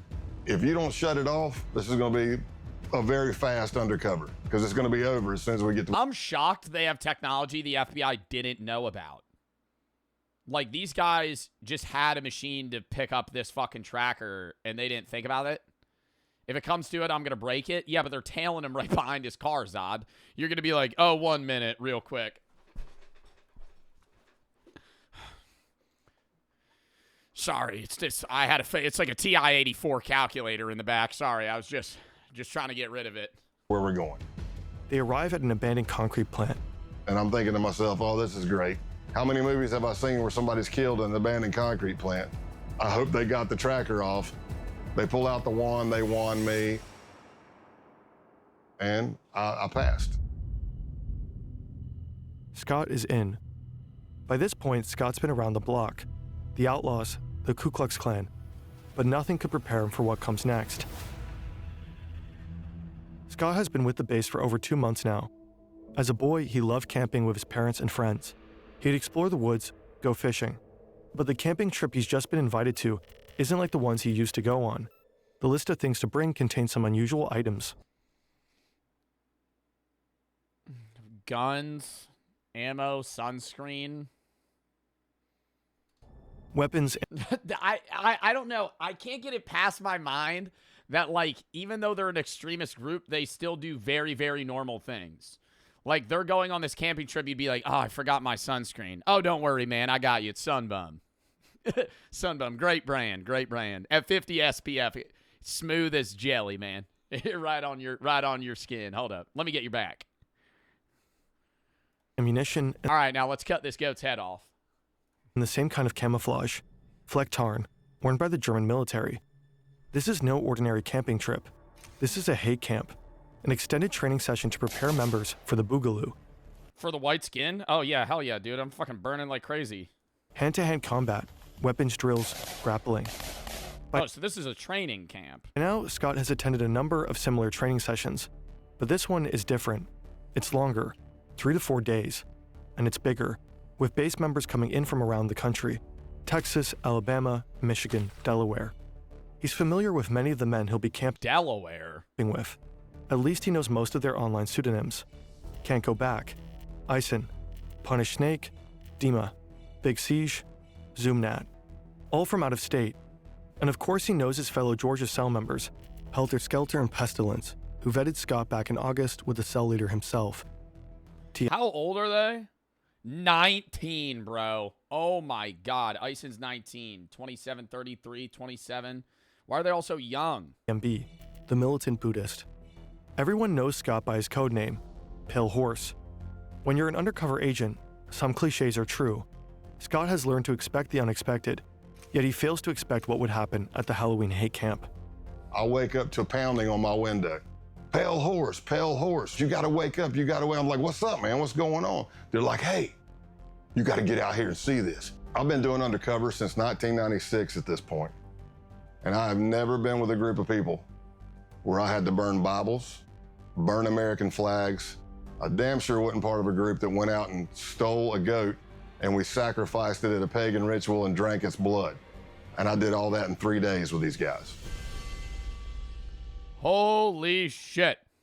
After they decapitated the goat, the group comes together for a barbecue. The 18 and 19-year-olds were brainwashed for sure. Well, I think it's the idea that you're very impressionable at that age, right? Like your brain's fully forming 18 to 25. You could get manipulated or brought to one end or the other end of the spectrum politically or, you know, theologically or fucking mind-wise easily, right? Like it's that's the age where you become who you are. And it's like they're going to manipulate them. I'm not saying they're being manipulated, but like it's easy to fall in these like hard right, hard left, hard whatever, I guess extremist groups at that time.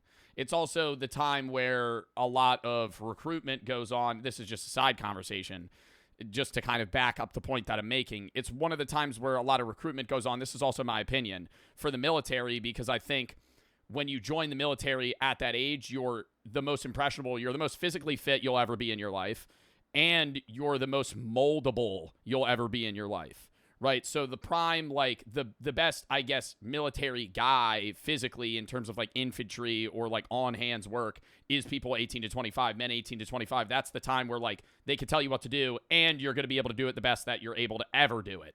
So they roast the goat over an open fire and have it for dinner. All of this, of course, while tripping balls. It's impossible to know what blossomed in their brains that night, what hallucinatory horrors they saw. If their drug-fueled fantasies were anything like their sober ones, then they dreamed of death and destruction, of killing Black Americans, Jews, anti-fascists, and communists, of the Boogaloo. Scott has become upsettingly familiar with these fantasies and with the beliefs that produce them. Behind each pseudonym is a young man, and within each young man is a darkness. The militant Buddhist's real name is Luke Lane. If the Boogaloo requires it, he says he could kill his dad. Pestilence is Jacob Cotterly. Damn, dude. I mean, that's not, I feel like that's so different from what they're talking about, bro, killing your dad. He believes Hitler is still alive. Michael Helterbrand. This was 2019. Hitler was born in 1889.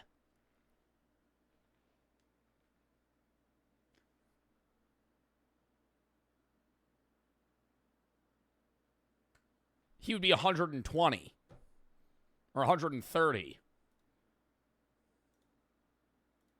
And, aka Helter Skelter, says he'd have no problem killing a commie kid. Punish Snake, a former Canadian soldier who'd been doxxed by an undercover journalist, gets emotional talking about it. But he What? Hold up. Former Canadian soldier who'd been doxxed by an undercover journalist gets emotional talking about it, but he knows he'll have to kill his ex-fiancée when the Boogaloo kicks off. She's half black. Scott Payne records all of this, and as he earns their trust, his ex-fiancée, somebody that he was previously engaged to, bro, and then immediately flips on not only her, but anybody that's a part of her racial group, bro. Wow. Records more. And we did more and more trainings through that Saturday, but by that Saturday night, we went back down to the holy site and had a bonfire. And that's where the American flags were burned. That's where holy Bibles were set on fire. And everybody's screaming, death to your, F your Jewish God, death to America. And when that training camp ended, that's when I advanced even more in them trusting me. And that's when TMB and Pestilence started bringing me in on murder plots that they had. It's more than 2 months later, and Scott is back at TMB's farm. Damn, dude, there really is levels to like the organized crime shit. Like there's levels where it's like, okay, they're just like dealing drugs, then there's like trafficking and murder, and then there's like just this is like a straight up terrorist group. The 100-acre property where the Halloween hate camp took place. For the last few weeks, TMB has been talking about another camping trip, but he's been cagey. He doesn't want to share information via chat. Scott has convinced him to meet. He wants details. It turns out the camping trip isn't a camping trip. It's a hit job. TMB creates a separate chat room called the camping trip. And when he was saying we're going on a camping trip, what he was saying is we're going to kill somebody. Their target is an active Antifa couple in the Georgia area. It was going to be me, TMB, Pestilence, and Helter Skelter. And We were all gonna make entry into the house. TMB wanted me to go with him to kill everybody, while Helter Skelter would be covering out the window to make sure no cops were coming and stuff like that, or help. And then Pestilence was gonna set the house on fire. But in the planning of everything, at one point, Helter Skelter says, hey, if you don't mind, I'd like to pop my cherry on this one. That confused me because it means something completely different to me. And I'm like, what do you mean? And he said, oh, he's never killed somebody. I would like to actually put a bullet in somebody's head as well. After casing the house, they begin the next phase of the murder plot, planning. It was pretty extensive. Like this isn't enough. Like, when do they call it? What? That's all. That like no, seriously. Like, dude, he's literally actively planning a murder, and I'm like, this isn't enough for them to like just bang this down and fucking get these guys. You go to a camping site. We leave. I'm really wondering if he lets him do it. Everything digital, everything phones, everything there. We go scrub ourselves at a pay-by-the-hour motel. We tape our pants to our shoes, our gloves to our shirts, Vaseline on eyebrows and facial hair. See, this is all to avoid leaving DNA for law enforcement. At one point, TMB. God, so it's like, dude, they know what they're fucking doing, man. Like, this ain't some shit where they're just gonna bust in, case the place, and then shoot people and run. They're so smart in a bad way. That's what I'm saying. Like, they've got the knowledge, but they've got the wrong motive, right? Like, they know what the fuck they're doing. They know how to kill people. He had done research, and he said that he read that the first time somebody kills somebody, they lose control of their bowels. So he was suggesting that we all wear adult diapers. I didn't tell him that I'd killed somebody before, but I told him I think I'm okay. I don't need any diapers. I was just as shocked when I got brought in on this murder plot as most people were. Oh, so none of them have killed anybody yet? This is going on. The Baltimore cell, which is Can't Go Back, and Eisen and Punish Snake, are planning to go to this Second Amendment gun rights rally in Virginia that they thought was going to be the kickoff of the Boogaloo and the D-Day, the race war. Their idea was they knew you're going to have a bunch of Second Amendment people there, militias, 3%ers. You're going to have cops, you're going to have protesters. What if you pop a couple of rounds into that crowd, nobody know who's shooting at who, and everybody starts shooting each other? That could be the set-off. Scott and his team know they have to stop him, and there's no time to lose. The Pro Firearms Rally is on January 20th, 2020, just a few months away. They jump into action. The next weeks are a flurry of activity, meeting, coordinating, and planning. Finally, the day of the bust arrives. It's a Wednesday, and I'm in Rome, Georgia. I pick up Luke, who's TMB, to go to lunch. And we pull out, and as I'm driving down the road, I knew what my ruse was going to be. I was going to say something was wrong with the truck, but sure as you know what, the truck made some loud sound I've never heard. I didn't hit anything. Something just... No way he just got lucky again. That's so fucking weird. Went, and I was like, did you hear that? He's like, yeah, and I go, man, if my brake calipers are frozen again, I'm going to be, because that did happen. So I took a left out of his neighborhood, pre-planned by the SWAT team, and I pull up tight to a fence. And as I go, hey, I'm gonna get out and check the truck. So I'm walking around the back of the truck. Another vehicle pulls up. He doesn't know who they are. I know who they are. They're part of the case team. And the guy says, hey, man, you need any help with that? And I look up and I'm like, oh my gosh, I can't believe it's you. What are you doing in Rome, Georgia? He goes, what are you doing here? I'm like, man, I haven't seen you. And as I'm doing that, there's the distraction. Here comes a Bearcat with a SWAT team over the hill, barreling down the hill. But Luke's looking at me, not at the car coming. And when that thing's coming, I jump in the back of the agent's truck and I'm like, go, go, go. And you could hear the SWAT team giving commands. And luckily, the arrest went down without an incident. The next morning, SWAT teams arrested Eisen, Can't Go Back, and Punish Snake. Essentially, we kind of tore down the base. Luke Lane, aka TMB, was sentenced to 6 years in prison. Jacob Cotterly, Pestilence, got 13. William Bilbro, Eisen, 5. Patrick Matthews, Punish Snake, and Brian Lemley, Can't... They were planning the societal collapse of the United States. 5? Maybe with rehabilitation of sorts, Bro, what? They're out now. They're out now. Because this was 2019. Go back 9 years. According to a recent... Oh my God, dude. I hope they got help. Fucking, for the love of God, I hope they got fucking help, dude. Holy shit. Guardian article, the base is enjoying a resurgence. Its founder, Ronaldo Nazzaro, continues to live in St. Petersburg. Scott retired in June 2021. At his retirement ceremony, attended by friends, family, colleagues, and top FBI brass, June 30th was named Scott Payne Day. Dude, that was top 10 YouTube videos, bro. That's a top 3 Fern video for sure. Dadlor's gonna go crazy. Bro, Dadlor's gonna go crazy. Dadlor's gonna be unheard of, bro. Kid's gonna think he's fucking lying. Imagine that, bro. You hang out with your friends. Yo, your friends don't even care about you, bro. They just want to talk to your dad. So you infiltrated the Ku Klux Klan? Yeah, let me tell you about it. Fucking 9 hours later. So then, yeah, you know, I ended up getting them. They were going to blow up the government and shit. We put a stop to them, though. It was like right before. It was like a minute before. I got really lucky again. They thought it was the power lines instead of... What the fuck? I would listen to this guy talk about any story for fucking days, man. Holy shit. Ugh. Monica for the 5. It's National Pickle Day today. Can you say happy birthday to Pickle Rick? Happy birthday, Pickle Rick. Mitch and GF for the sub, Juice for the 3. Would you ever do this? No. John 0, J Rome 1, and Lucifer for the sub, R6 Summer, Mr. Google, Uza, Freddy, Everyday Squidward, Sweet Bam and Shmee for the sub, Potato Sir, Who's Gur, Blame Steve for the raid, Jab and Who for the sub, Smick and Nolan for the sub, Jordan for the 3. Chad, I gotta piss real quick. And then we're gonna watch these fucking short film. God, not short film, short videos. Maybe into the Shohei Ohtani thing. And then we'll go from there. Hold up. Un momento. Let me put on a song for y'all. Also, real quick run of the schedule, chat. Today, Reacts. Tomorrow, 1 p.m. EST stream. Random games, some horror, some other random shit into Marvel Rivals.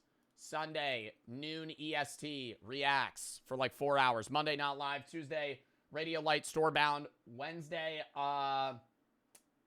Bingo Challenge, maybe with a lot of random games after. Thursday, random games, unbanned, stay collab. Friday, Saturday next week, not live filming. You laugh, you leave for YouTube, posting on YouTube, but I will not be streaming. Then we're back Sunday the next week, streaming, doing a bunch of shit. And we're going to be doing Quarantine Zone soon, bunch of other horror games. We got a charity stream the 25th, raising money for Feeding America, which is like one of the biggest National Food Bank funding charities. They feed like 6 billion meals or some shit to Americans every year. We're going to be matching chats donos for that. December 1st, S&P starts December 6th. Minecraft Hunger Games charity event as well for Toys for Tots. Aquila and Hen for the sub. Then we'll take a little break from charity streams probably till January. Sammy for the 3. You should play Level Devil. We're playing that tomorrow. Lock in chat. Exclamation point schedule. I just said it. Count me down 30 seconds.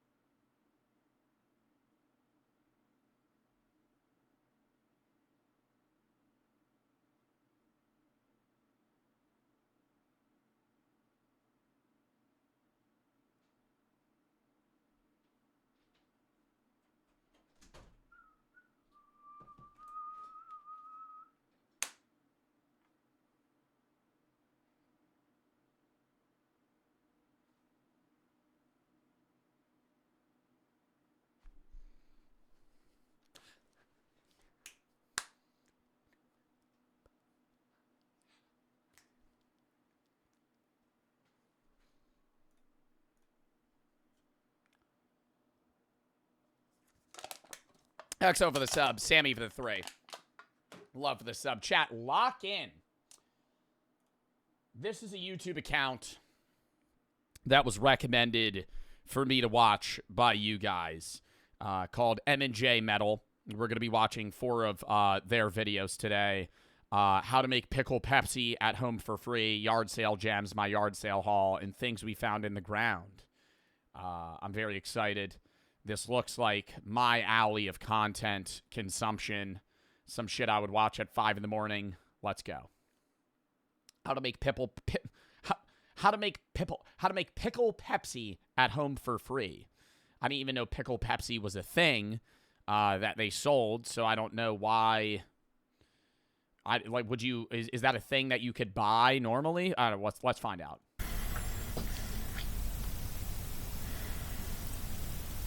Hello, YouTube. How you doing today, everybody? Listen, love this guy already. I'm going to do a video on how to make pickle Pepsi at home. That's what I'm going to title it. I've seen a video about KFC making pickle Pepsi, and a guy that was reviewing it.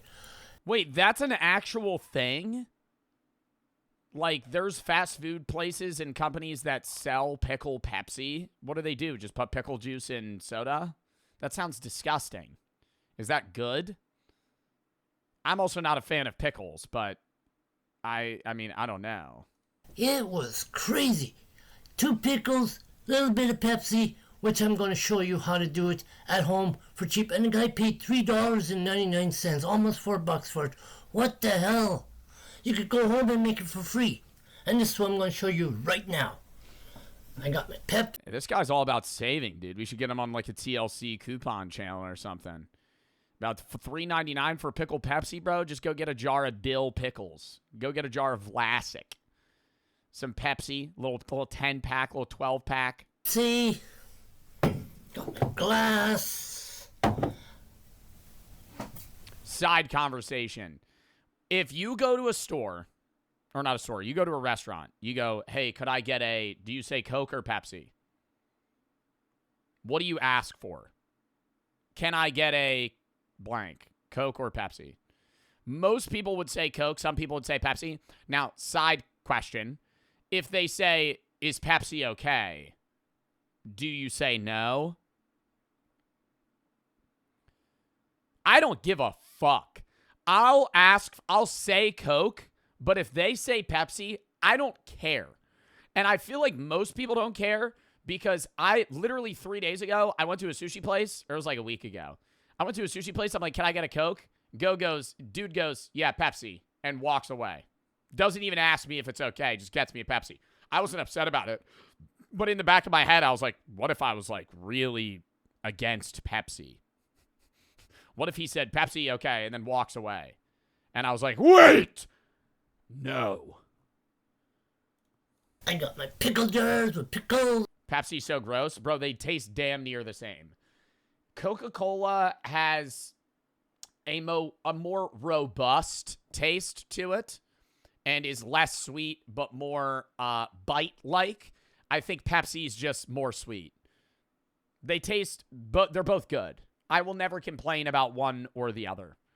They are different, but not to the effect where it's like gross. Also, huge jar of pickles. I gotta lock back in. I got my pickle jars with pickles. Okay. What I'm going to do first is, I'm going to put the pickles in the jar first. That's what it was, yeah. Okay. So, yeah. Well, the pickles are already in the jar. What do you mean you're going to put the pickles in the jar?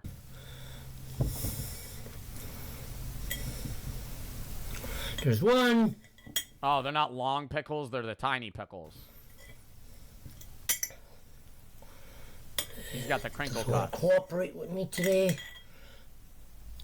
There's 2. Okay. Fork down. Put the lid on the thing. This is very easy and cheap. I don't know what the hell KFC was ever thinking of. Like, what the heck, man? $4 for a thing that you could just make at home. See? 2 pickles in a pickle jar. See? Cheap and easy. What the hell, man? And Pepsi. Open it up. Oh, yes, I forgot one thing. You forgot the pickle juice, bro. I feel like that's the whole part of Pickle Pepsi. It's not just the pickles. Pickle brine. Yeah. Here we go. Yeah, pour some of that in there. Get a seed or two. ASMR. There you go. A little bit of that. See? This one's pickle brine with pickles in it. That's a lot of pickle juice. I think that might be a little too much pickle juice there. Same thing. I'm not going to do the hot sauce thing today because it might mix it up. What do you mean hot sauce thing? What does he mean hot sauce thing? Like he was going to put hot sauce in it I'm too? getting feeling right. Now I'm pouring in the Pepsi. Like they said. I don't have ice. I never use ice. So yeah. There we go. That's fair. A little upsetting. Cheap. I hope it's not a warm Pepsi. And easy. Now, obviously, the guy said on the video. I gotta Google this. KFC sells pickle Pepsi. That looks disgusting, if I'm being honest.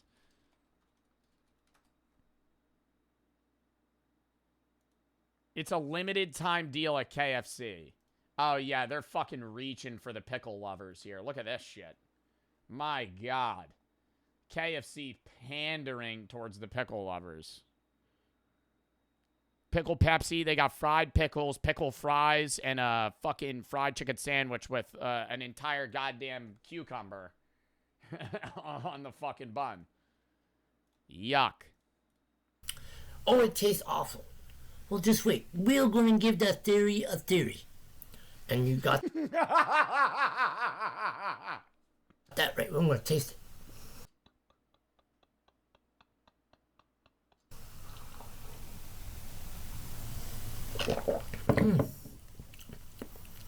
Yep. No way he liked that. But the guy was wrong.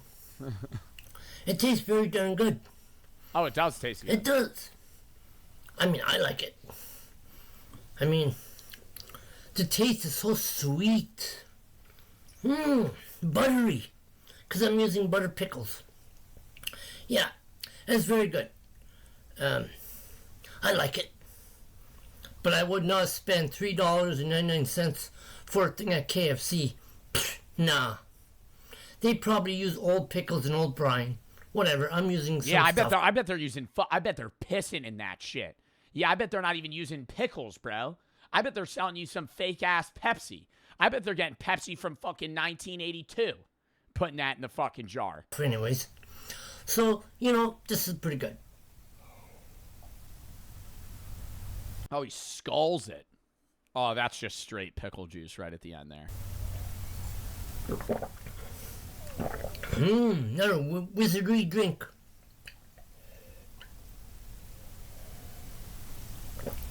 Wow. Like an Energizer fucking, like an Energizer bunny. That shit just fucking makes you jolt. Ow. Now I'm going to eat the pickles.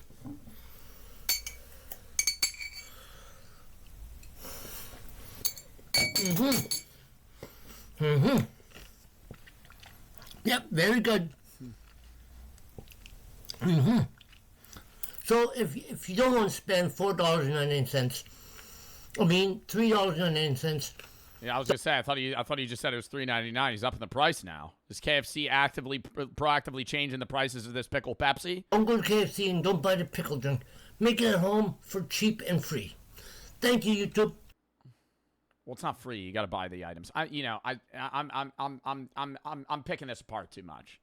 This will be a classic in 2035. Actually, though, I was expecting this to say 13 years ago. This did just happen. All right, now we got yard sale gems. I think he's doing a little showcase of what he got at a local yard sale potentially. Hello, everybody. Maybe some gems, some finds, maybe some Lego sets, Pokemon cards, some crazy shit. What do you think he's going to pick up? Hey, on YouTube, guys and gals, I'm going to show you some good stuff today. First of all, I'm going to show you stuff that I got from a yard sale. So bear with me for a second. Okay, the first thing I'm going to show you. It's pretty, not that bad. I only paid a couple dollars for it. It's 3D, not 3D, Marty. PlayStation 3 camera, which only paid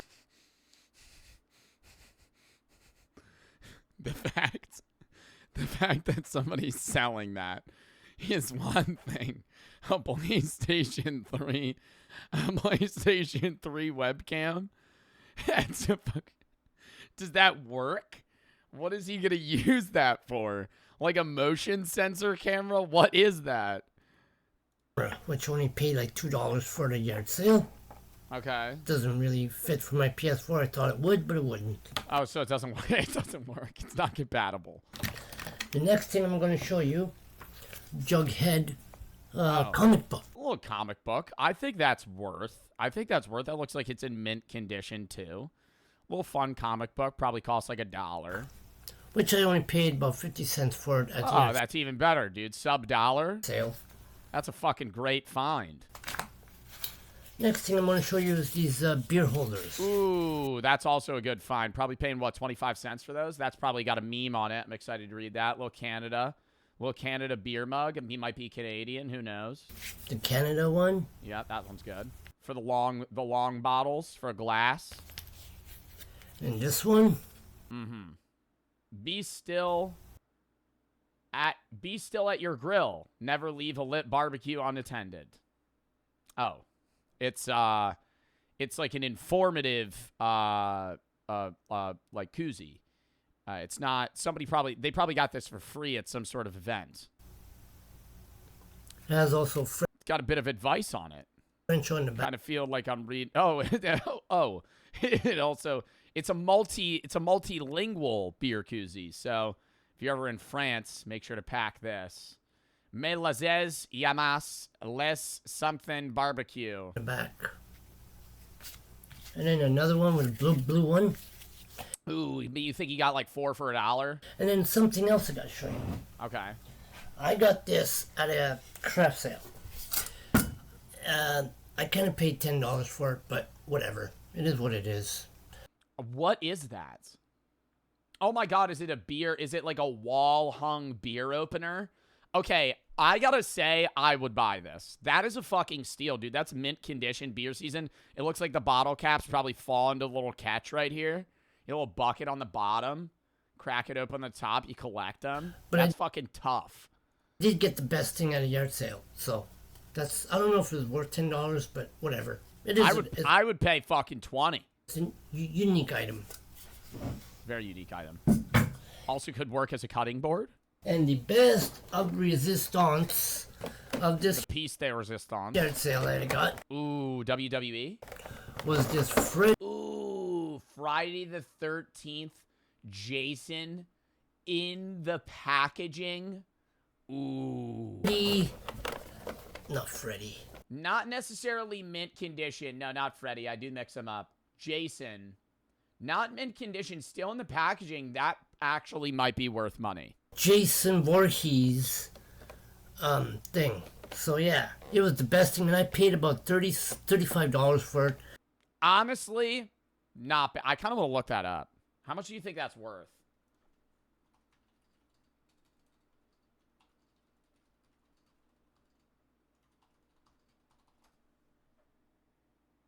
I don't even know how I'd find that. Am I crazy? That shit looks so old.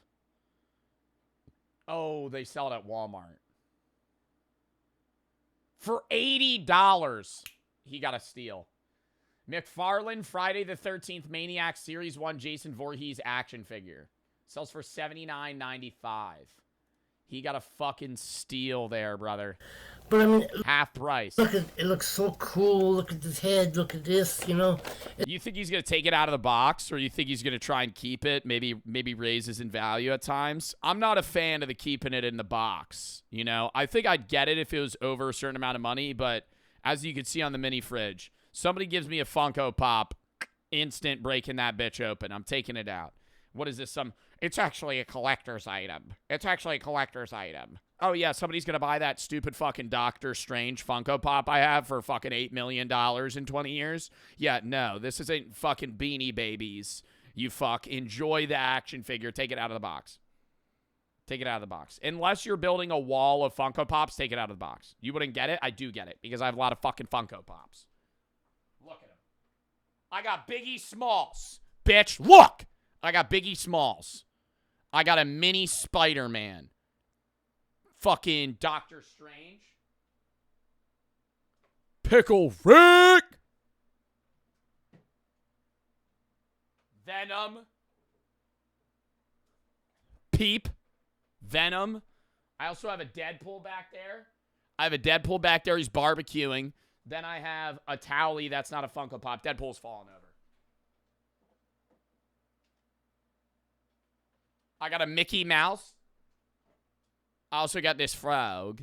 That I got on Temu. And I have a mini P.E.K.K.A. Sorry, I had to show my own collection of figurines. Oh, and I have me. Brooke got me this. This is tough. Custom Funko. It's a very cool thing. It was never opened, and this is adding to my new collection of Friday the 13th. I will show you the back. See? Dude, that's old. Yeah, pretty cool. Okay, see ya. Bye, YouTube. I'm so excited to see the next one. I'm really excited for things we found in the ground. I feel like he's going to show me animal bones. And I'm really excited for that.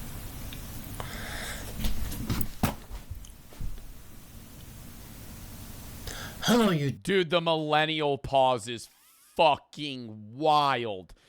I mean, he's older than a millennial for sure, but it was a 6 seconds of silence. Just making sure we're recording. Hello, YouTube. How you guys and gals doing all day? I'm doing great. Today I'm going to show you some stuff I got from the yard sale, and even from the past yard sale. Yeah, I know that. How many yard sales is this guy going to? How many yard sales do you guys fucking see?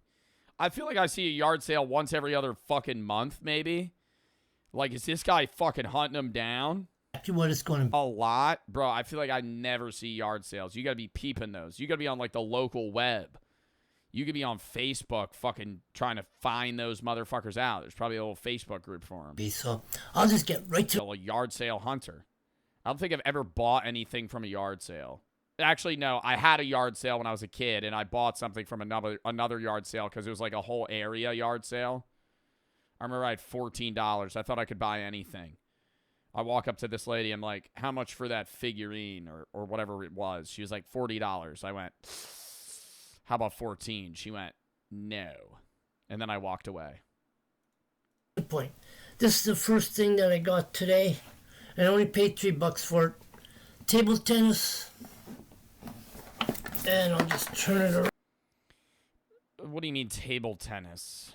Like oh, it's a custom table. Like you get the paddles and the ball, and then you could set up the net on any table. I had one of these, or I've used one. And in concept or in theory, it's very fun. But then you actually set it up on a table, and it sucks because you're only used to playing ping pong on a ping pong table. And so you just hit it's like you volley 2 times. And I'll just turn it around here so you can read it in English. Mm-hmm. If it's okay, I think it's probably upside down, but whatever. No, it's not. It wouldn't be upside down. It would be inverted. Okay, that's the first thing.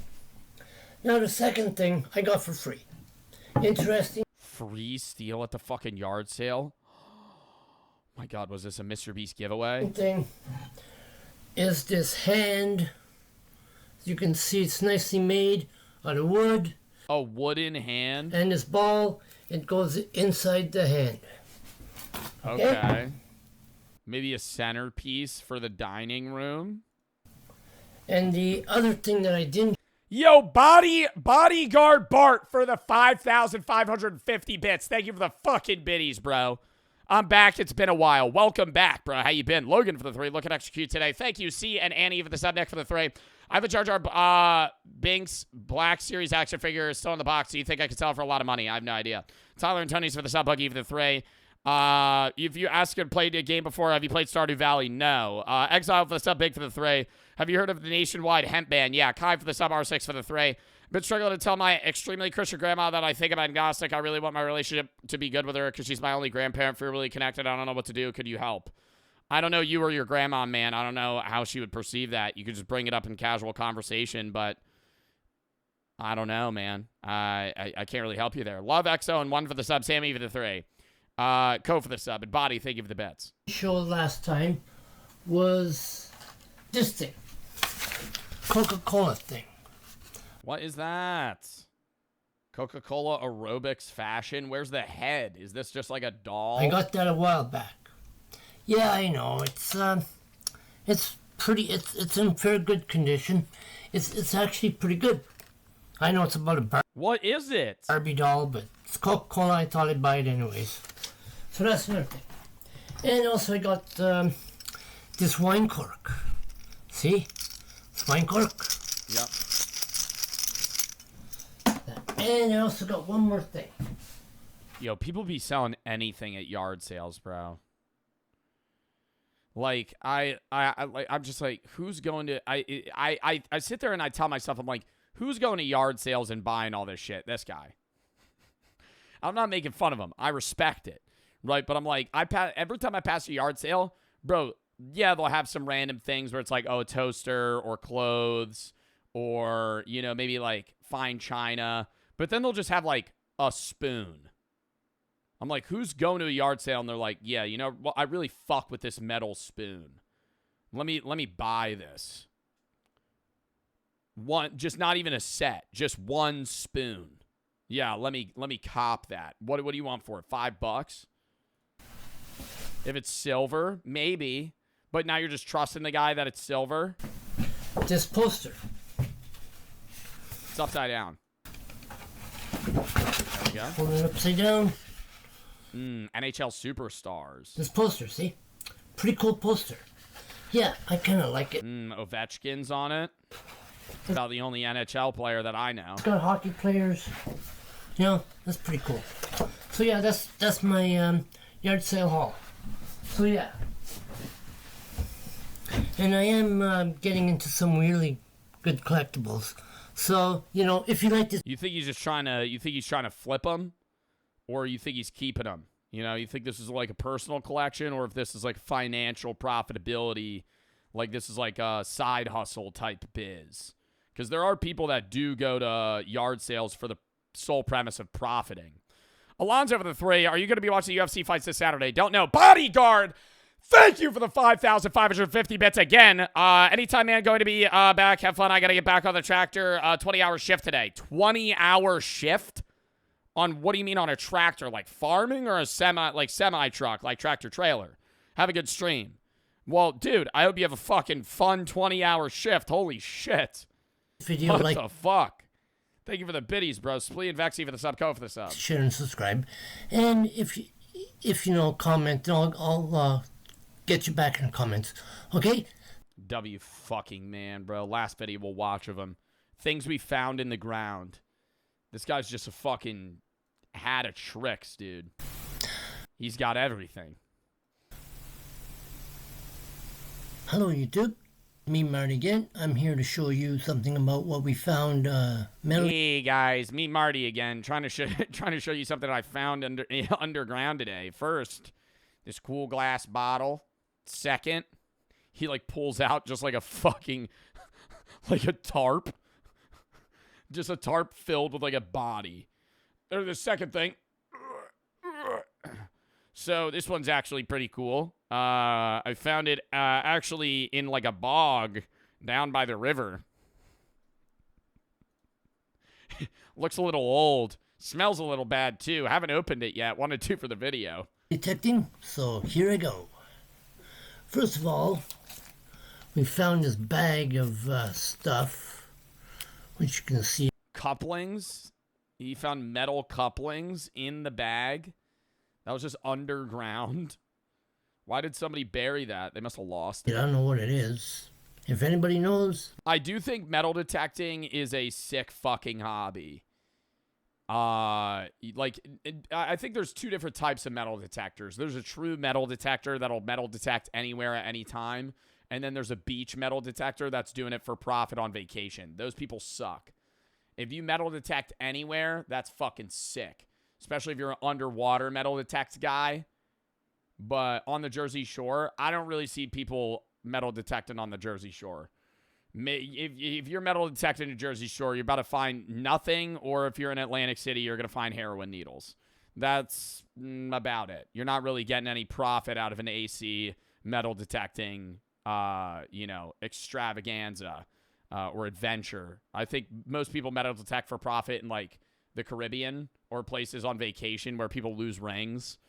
Big for the 3. What are your thoughts on the nationwide hemp ban? Just talked about it. Body for the 500 biddies. Farming out here in California, 17,500 acres. Also have 4 dairies with around 6,400 cows. Dude, that's insane. Fucking good luck. Alonzo for the 3. The Bears for the 3. The types of old guys who just collect shit. Zane used to work at a Goodwill. These types of guys would come in every single day and buy random junk. Low for the sub. Do you think it's like on the same level as hoarding? Or is it just like, oh, the love of the game of collecting? Hudson for the 3. How many siblings do you need to start forgetting their names? I have no idea, man. Probably like fucking 15, 20. Forgetting your siblings' names? Let me know in the comments. That's the first thing we found on metal detecting. It was kind of buried in the sand, and then we found it from this thing. So yeah. Next thing I'm going to show you is one of these worms we found near the lake. See one of these old... Like a fishing worm? That's not a real worm. That looks like a fucking silicon. One of these worms you found near the lake. See one of these old lure worms? Okay. Yeah, it's for fishing. And then we Why did he take that home? also found this little thing. Which... What is that? Like a dog tag? I don't know what it is. Not really too... It kind of looks like a Swiss Army knife, no? That looks like a blade that would pop out. Sure, if you know what it is, let me know. That's fucking cool. That's a Swiss Army knife. No. You're a pocket knife. Next thing we found was also buried in the ground, was this little thing. I don't even know. It's a switch. And this next thing here that we found in the ground... A live grenade. just fucking plops it right on the desk. Boom. A live grenade. Now, I did contemplate bringing this one home, and I decided that it would be good content for the video. What this is for or what it is, you let me know. I feel as if I should have reported this, but I did not. Next thing we found is another lure. See? No hook on it. So that was another thing we found. And we found a quarter. Sick. It's a new quarter. We found it in the ground. Sick. Profiting off the metal detecting. And we found, I was walking along, found a little monkey man. And where the fuck is this guy metal detecting? He's just dude, he's finding random shit. Like, I thought, the fishing stuff means it's, like, same category. It's probably near, like, a river. And also another thing, we found some of this thing. I don't know what it is. Silver or whatever. I don't know. If you know what... That just looks like aluminum foil. That looks like crumpled aluminum foil. What it is, let me know. And we also found, piece of steel or something. I don't know what it is. Dude, I would love if he just was like, and we also found this. Just a huge golden nugget. Clearly gold. If anybody knows what this is, let me know. Throws to the side. Might throw this one out. Out of everything we have, not really interested in this one. It's worth like $3 million. So if you know what this is, let me know. If you guys know what this is, let me know. And we also is it worth money? Found another one of these lures. Dude. Why is he bringing these home? Yes, you know that. We also found a key, which I don't know what it's for. I might start going door to door to find out. If I ever find what it opens, that'll be a real mystery. The most interesting thing we think, we found this. Kind of like a goose. That's definitely a goose. So, yeah. That's cool. And then we found a whole bunch of pennies. Mm-hmm. You know? Profit. And... smelt them down. Those look like old pennies. We also found one of these things. which I don't know what it is. If you know, let me know. But kind of looks like a bullet. We found it in the ground. I don't think it is a bullet. It's probably like some sort of drill bit. So yeah. Or a screw. We also found some junk stuff. None of the other stuff is junk. Yeah, that's just that bit's junk. None of the other stuff. I found this broken fishing lure. Probably gonna put that up on the shelf. Let's see. And we also found another silver thing, you know, and stuff. And we also found a whole bunch more pennies. Let's find a lot of pennies, man. So yeah. That's it. Oh, there's something else. Sorry. We also found one of these things, which I don't know what that is either. Looks like a pen cap. You know. Basically. Lot of junk. Basically just odds and ends and junk. Okay. That's all about it. Yeah, the great stuff we found was pretty good. Pulls out like an ancient artifact. If anybody knows what this is, we found this. It's like clearly like some possessed fucking doll from like BC times. Just some shit that was like stuck in a bog for centuries. The One Piece. Anybody knows what this is? It's just Mamush. It's Mamush. It's like some demented figure that's gonna haunt him. I don't really know what this is. Kind of a lousy time finding it, but whatever. It is what it is. So yeah. The Mormon gold plate.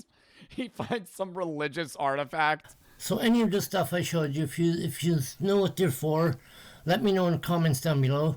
And thank you, YouTube. I need to read the comments, bro. My new favorite channel looks like a Swiss Army knife keychain. What a neat find. Now, that's definitely the best pull. You should go magnet fishing for sure. That would be sick. Do you think he has any other... Should we watch one more of his videos? I kind of want to watch one more. There's a lot of options here. He makes a variety of content, as you can see. He does a lot of food or drink reviews. Maple brew, coffee brew, a tin of keys. That's nice. He's showing everybody the keys that he has. Metal into motion. Small is the new big. My Leaf stuff, go Leafs go. Sports team. Unboxing meds for my dog. Great news about my dog. Chick-fil-A is no good. Ooh, you think he's gonna fucking rant about how he hates Chick-fil-A? Bro, he does... Oh, he just does, like, gaming videos? He has a 2-minute... He has a minute-long playthrough of him playing Arcade.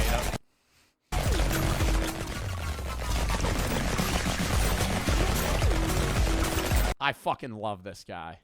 I fucking love this guy. Pepsi hot sauce. Where's Pepsi hot sauce? Dirty Pepsi.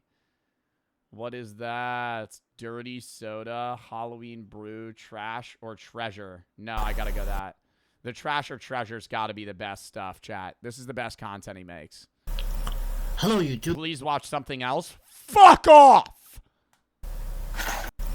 Hello, YouTube. How you guys and gals doing out there all day today? Today I'm going to show you trash and treasure. That's what I'm going to call the video. Ooh, so are we going to be ranking if it's trash or treasure, or he's going to show me trash and then treasure and then trash? I did put some stuff in the box already, which I can't try to show you, but it's not really working. So it's a solid noise. I'm excited to see what's in this box. I'm excited to see what he has in that cardboard box for this video. Pull out one thing at a time and show you. And I got bins. I got bins right here. See bins? Oh, so he's gonna separate it between trash and treasure. I got 2 bins and a box full of junk and our treasure. We don't know yet. Okay. So this is the first thing. This. It's a key. Goes in here. This is treasure. I would say that's also treasure. It's a key. I don't know if it's his key. Treasure bin. Yeah, it's key for something.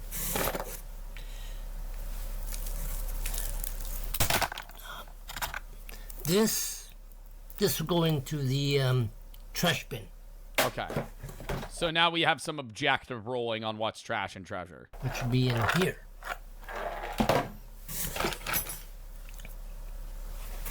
That's definitely treasure. A watch hand.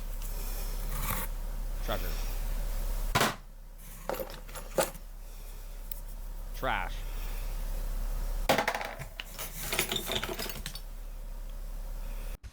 Can I see the tip of the screwdriver? I feel like there's a chance that it's just broken. That would be treasure, but this could be... Oh, it's scrap metal? Yeah, copper tubing. Copper tubing. Copper tubing. You can sell it for money.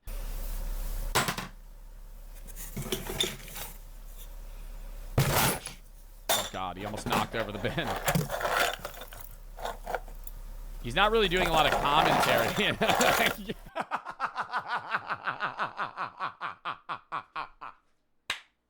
I love that he feels the need to show me. He needs to show me how he's sorting it. Okay, yeah, that's the trash bin. Trash. I really want him to say where he's putting it. Because I truly feel like that could have gone in the treasure bin for all I know. That could have been anything. What is that? What is that?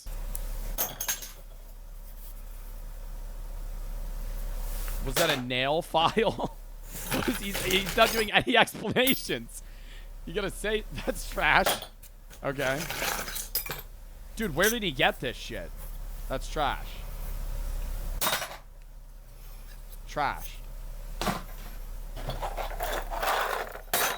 Yeah. We didn't really color code the fucking bins here. I don't know where you're putting anything. I don't know what that is either. Is that a necklace? That's treasure. I think that was a treasure pick. Trash. There's not too much treasure, though. There's mostly treasure. It's like 95% shit. Dude, I feel like he had to have gone to like some sort of scrapyard and got this. Broken glasses. Okay.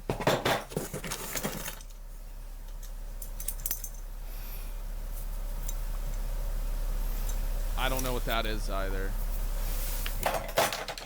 A lot of metal fragments. Oh, this is from metal detecting? So you think this is all from shit he's found in the woods? I don't know if that would still be considered legal tender. I couldn't even read the face of that coin.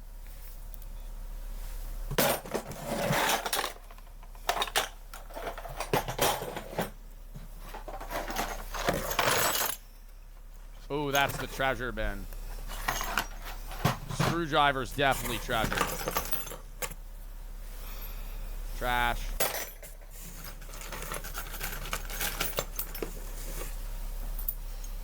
I feel like I'm watching interdimensional cable right now.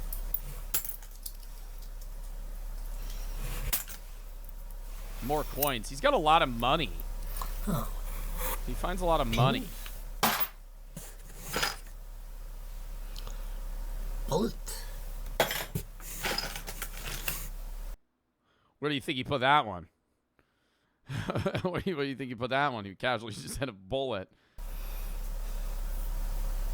Some sort of miscellaneous fucking bottle full of probably some, I guess, discontinued drug. Maybe there was paint in there. A flask? What is that?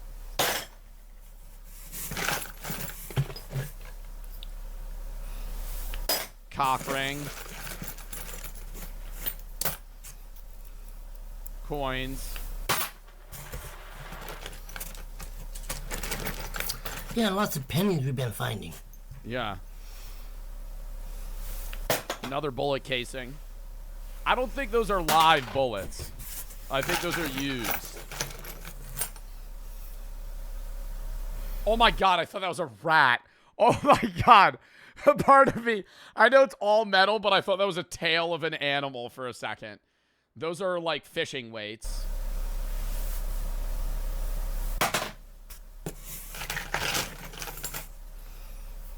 Another coin. Oh no, it's not a coin, it's a button. Trash. Another weight.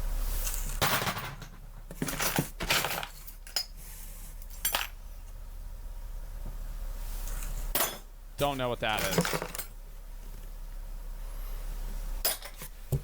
Why do I love this? Fishing thing.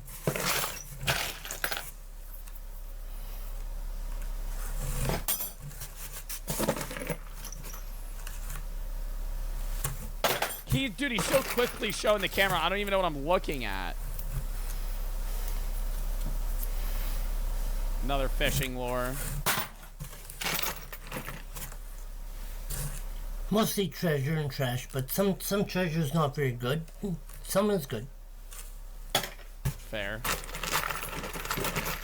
Dude, this is how I perceive, not Epicurus. Fuck. Who was the philosopher that used to, like, live, like, very freely?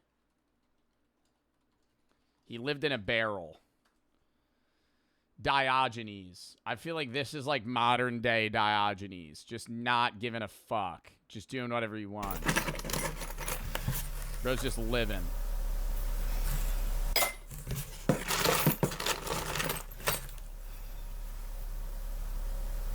What is that? Like, where is he finding... How is he finding this much metal, like, in the woods? Or wherever he's going? Boy, my trash bin is getting full. The trash bin's getting pretty fucking full. I mean, dude, we're finding duplicates right now. I feel like I'm doing a fucking FIFA pack opening. It's another fishing lure. That better not go in the treasure pile. I feel like he's getting stressed out. Cock ring.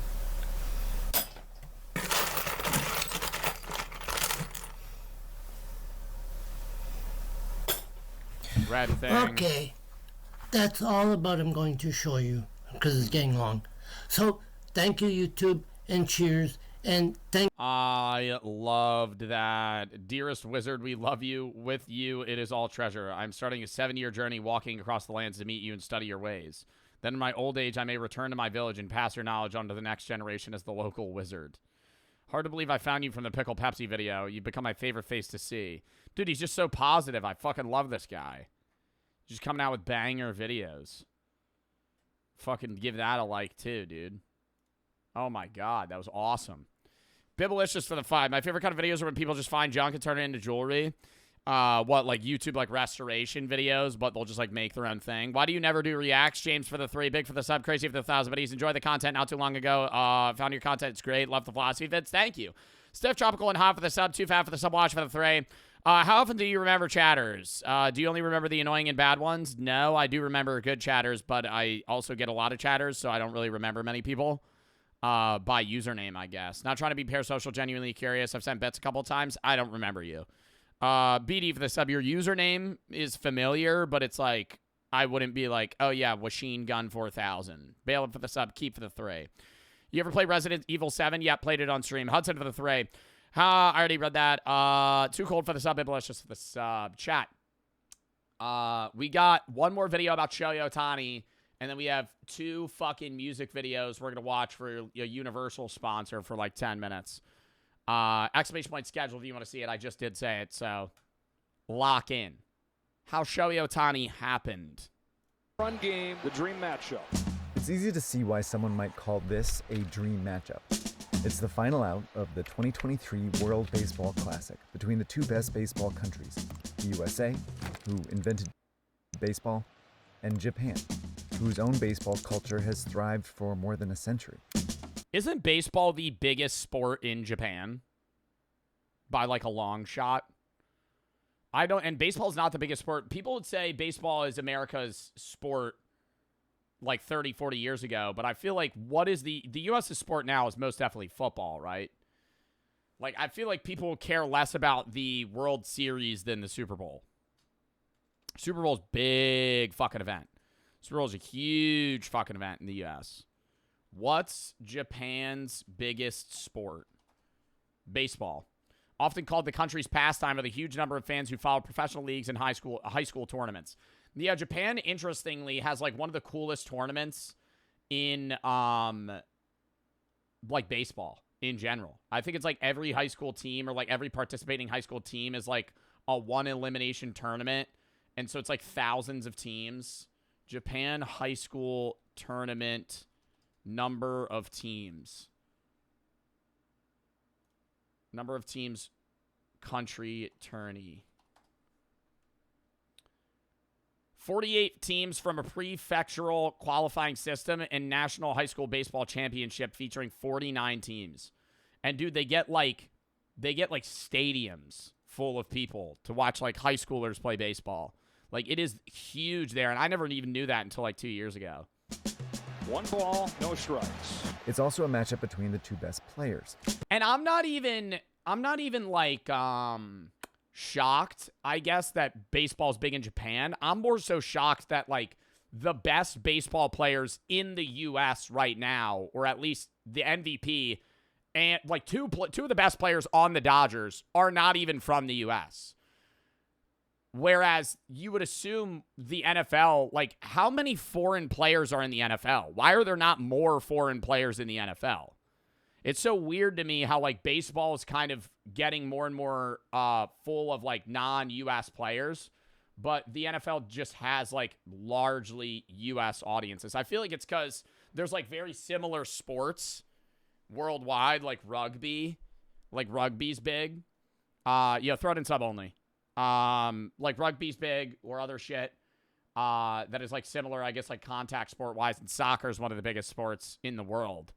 But I find it weird how more people from other countries wouldn't want to go to the NFL because so many foreign players play in the NBA, more foreign players play in the MLB. Why would not more foreign players play in the NFL? Because I feel like the contracts in the NFL are fucking absurd. They're some of the highest paying contracts in modern day sports. Mike Trout, one of the best American hitters ever. And Too Cold and Zod for the sub. Maybe let's just for the three. Favorite kind of video? I already read that. Shohei Ohtani. Mike Trout, one of the best American hitters ever. And Shohei Ohtani, the best Japanese pitcher ever. The best Japanese hitter ever. And some say the best baseball player ever. The 1-0 pitch. Didn't Shohei Ohtani just have the best baseball game ever played? Where he hit like 3 homers and pitched like an insane game. Swing and a miss. I'm not a big MLB fan. Like, I don't watch baseball that often, but I feel like even as a non-baseball watcher, everybody's heard of Shohei Ohtani. A fastball at 100. Recency bias, but I guess. But I think this is more than a dream matchup between two great teams. 2-1. 2-2. Or even two great players. The count goes full. It's the moment baseball's past met baseball's future. Ohtani's ready. Trout's ready. 3-2. And the future won. He struck him out! Japan's back on top of the baseball world. The at-bat symbolized the passing of the torch from baseball being America's pastime to baseball being a global game. This is the story of global game in the sense of two countries. Outside of the U.S. and Japan, what other countries love baseball? I feel like cricket is much larger in other countries. Yeah, Dominican Republic, but outside of that, I don't. China likes basketball in terms of American sports. Canada maybe, but like even then, Canada's main sport is hockey. How Japan produced the best baseball player ever, and how he's paving the way to baseball's future. Yeah, like global sports. What are global sports? Track and field, soccer. That's about all I would say is global. And I would say basketball is getting global. I think basketball is pretty big. Tennis, yeah, like I'm more talking team sports rather than like singles or doubles. Like solo shit. Yes, swimming, but I'm saying more invented games. Like, yeah, there's events in track and swimming, but like it's just an athletic activity, you know, that's turned into a sport versus like a thing with rules.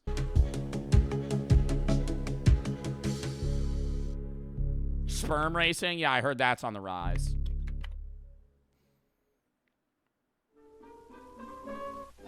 For many years, the American pastime has been the Japanese pastime. I hate hearing that accent. I hate hearing that accent because every time I hear it, I think about how it's not even a real fucking accent. And it's literally the transatlantic accent that was purposefully made for the effect of feeling fancy and rich rather than it actually being a way people fucking speak. Nobody talks like that. That guy, when he gets off the fucking mic, just sounds like me. Well, we have old Curly walking up to the plate, seeing if he'll hit this base. Oh, and he strikes out.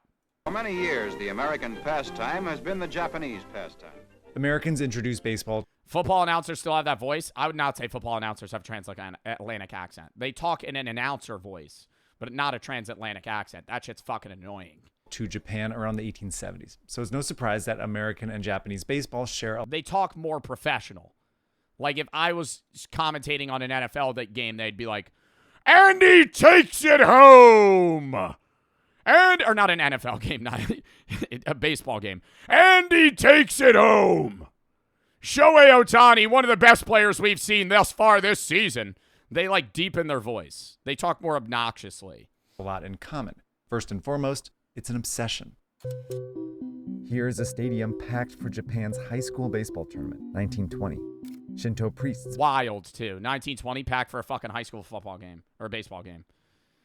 Dude, no high school fucking baseball game in the United States is getting anywhere near that level of crowd. Blessing home plate. There's one set of bleachers with a drunk dad and an annoying divorced couple just sitting on the side. They really want to both see their son or daughter play softball or baseball, but they fucking hate each other, so they sit fucking 4 feet away from each other. No. Opening day, 1931. And Babe Ruth. Little League games do? Little League games do not have a crowd. Little League games have a crowd of parents and family members of the players. It's commonplace in Japan to go to a high school baseball game to watch it because it's entertaining. If you were just a random guy that pulled up to a high school baseball game today, people would be like, why the fuck are you here? Ruth, swarmed by fans unless it's literally like a high-level tournament. Like, if it's like a national level, that's different. Like, if you're at, like, it's the same thing with, like, other sports, like track events. Like, New Balance Nationals, people just pull up to. Tokyo, 1934. That's just not true. It's because you live in New Jersey. But it's baseball, man. I think the equivalent of Japan's high school baseball turnout would be Texas's high school football. Football in Texas is so big that, like, high school games matter. Like, people will go and rep their city's high school for a fucking football game, right? Like, that's different. But I feel like that doesn't happen for, like, what state does that for baseball? The U.S. crushed Japan in World War II, but baseball helped the two countries become allies soon after. This isn't big league stuff yet, but someday it may be. Japan's Nippon Professional Baseball League was structured a lot like the U.S.'s Major League Baseball. Teams were divided into 2 leagues, and some even shared the same name. But the 2 leagues didn't always see eye to eye. What's the hardest baseball name? Hold up. Or baseball team?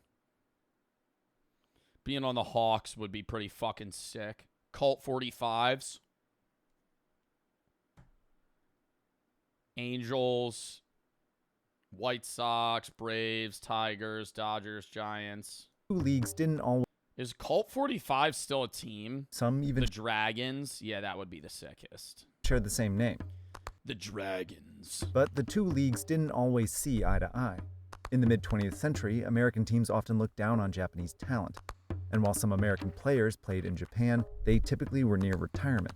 Meanwhile, Japanese players were often pressured to stay in Japan. part of it was wanting to like maintain Japanese culture and pride. Jun Lee's been reporting on baseball for a decade. He was on ESPN. Now he runs one of my favorite YouTube channels. It is swung on and foul tipped by Lee. This was kind of where Japan was. I truly believe facing a baseball is one of the scariest things. I could not play. I would not be good enough to play professional baseball, but even if I was, I would be so scared to stand next to the plate while the pitcher on the mound's throwing fucking piss missiles. just fucking straight at me. Like, you get hit in the face, dude, you just fucking break your jaw.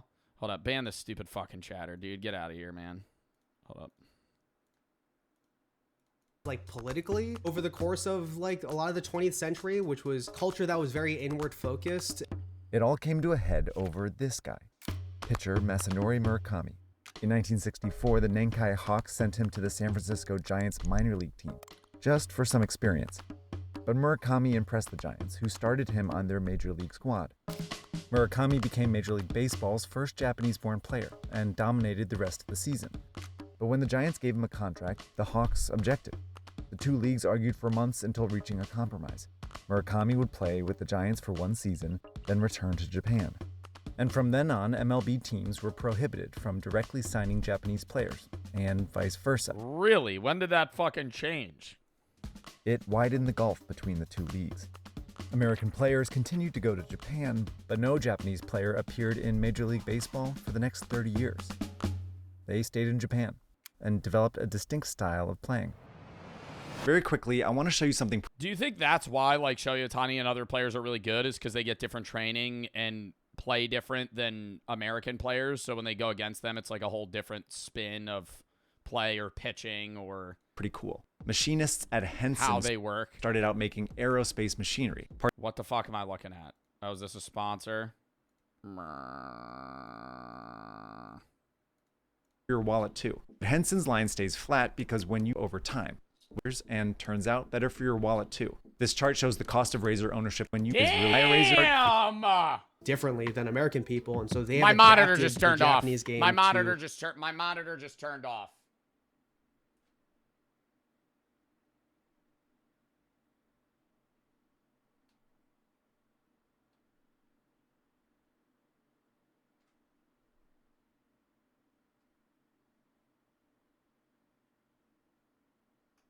It just randomly just tried to refresh. What the fuck?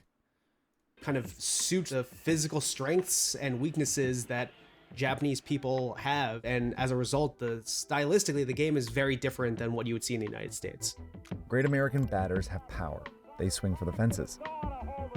While great Japanese batters have consistency. They hit more singles, doubles, even bunts to get on base. Great American playing the long game versus fucking ripping it. Just trying. That's all I would do if I played baseball. Getting a single sucks. I'd want to hit that shit out of the fucking park. Pitchers rely on velocity, throwing 100-mile-per-hour fastballs past batters. While Japanese pitchers rely more on craftiness, throwing forkballs, splitters, and sinkers to fool batters. In Japan, baseball players are also known to train far more often and with far more intensity. This is just kind of the culture around the sport, that the repetition builds strength. It requires this intense level of discipline. Still, many Americans doubted Japanese players would succeed in the U.S. if they could ever get there. Then in 1995, pitcher Hideo Nomo found a loophole. The Kintetsu Buffaloes owned his contract, but Nomo simply retired at age 26. Legally, a retired player could go anywhere, so Nomo went to the LA Dodgers. That doesn't really seem like much of a loophole, no? All right, I'm done playing baseball. I'm going to go move to the U.S. All right, I don't really want to play baseball anymore. I'm going to go move to the U.S. Actually, I kind of do. I got a second wind. I think I want to start playing baseball again. His twisting windup flummoxed American batters, and he went on to win Rookie of the Year and start the All-Star game. Waved at and missed. And down goes Martinez. And down goes Bell. And who would have figured Hideo Nomo, last year pitching in Japan. Nomo also got more Japanese fans. Yo, that's actually so much aura, too, to fucking move countries to go play in another team's fucking league and then just maul them. Like, I always wonder how, like, Jokic feels, or like any foreign NBA player that just dominates in the U.S. just coming over and just fucking literally just dumpstering everybody. To start paying attention to American baseball. But his loophole made NPB owners worried their best players would leave. So in 1998, it made a new system where a Japanese team could do what's called posting a player to allow MLB teams to bid on him. Then the Japanese team could send him in exchange for a fee. Finally, a pipeline existed between the two best baseball leagues. And over the next 20 years, a steady stream of talented pitchers and hitters developed in Japan. I don't understand though why they can't just go pro in the MLB straight out of like high school or college. I know a lot of MLB players in the U.S. sign right out of high school, but it's like, why even go into the Japanese Pro League? Like, why go to the NPB if you could just go straight to the MLB? Then went to the U.S., where they won awards and World Series, broke records, and made the Hall of Fame, all along proving that the Japanese style could thrive in the U.S. Ichiro is kind of the ultimate manifestation of this, where he hit often less than 10 home runs a year, but he would get 300 hits in a season. I think they completely changed the perception of what was possible if we brought over Japanese players to the United States. But Shohei Ohtani was different. He threw nearly 100 miles an hour, smashed home runs, and he was only in high school. Yo! Nah. Like, how are there people that are just that good? Like, he's throwing 100 miles an hour in high school, and he's pitching and batting. People, like, when I talk to my friends that love baseball, they always just glaze the shit out of him. They're like, he's two players in one. So it doesn't matter that they're paying him fucking $800 million delayed. It's worth it because they're effectively getting two of the best players in both of the biggest positions. Heard of Shohei Ohtani when he was 16 years old because I'm a baseball sicko and I was following what was happening in the Japanese baseball tournament Koshien. The century-old tournament is watched by millions in Japan, and in 2012, everyone was watching Ohtani, including major league teams. He was kind of unlike any player that... Bro, imagine having an MLB team. Do you think, like, who's somebody in the NFL, NBA, or MLB right now that was, like, getting looked at when they were a senior in high school? Like, the first guy that comes to my mind, oh my God, what is his fucking name? I don't watch the NBA.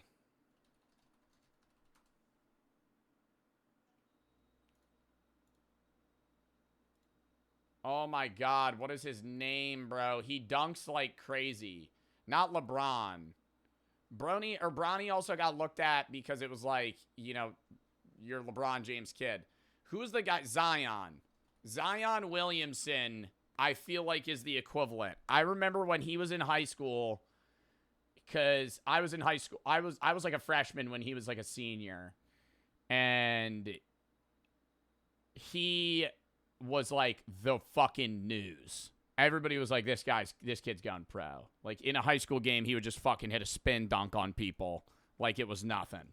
They had ever come out of Japan. Fucking windmill that shit. Literally in a finals game, these just fucking, 80 to fucking 10. And the Yankees, Red Sox, Rangers, and Dodgers wanted Ohtani to skip the NPB entirely and sign directly with them as a pitcher. Ohtani wanted that too. In 2012, he warned NPB teams not to draft him, but the Nippon Ham Fighters did anyway. It put Ohtani in a unique position. He could refuse to play for the Fighters, or use his leverage to pressure them into letting him do something no American team ever would. Two-way players are a thing of the past. That's someone who's both a pitcher and a position player, like Babe Ruth. But since the 1940s, no one in the major leagues really pulled it off. And today, no one's really allowed to try. Being a pitcher and a batter is like playing two completely different sports. They require two completely different skill sets, two completely different approaches, and that wear and tear really, really adds up. A major league team, if they had gotten Ohtani at 18 years old, would have just forced him to become a pitcher. But the Fighters were more willing to let him try both. So Ohtani made the wow, so if he got signed when he was younger, he never would have been able to bat? Decision to stay in Japan. If Ohtani had grown up in Arkansas, he doesn't become the player that he is. He was this massive power hitter. There's a video of him hitting a baseball into the roof of the Tokyo Dome.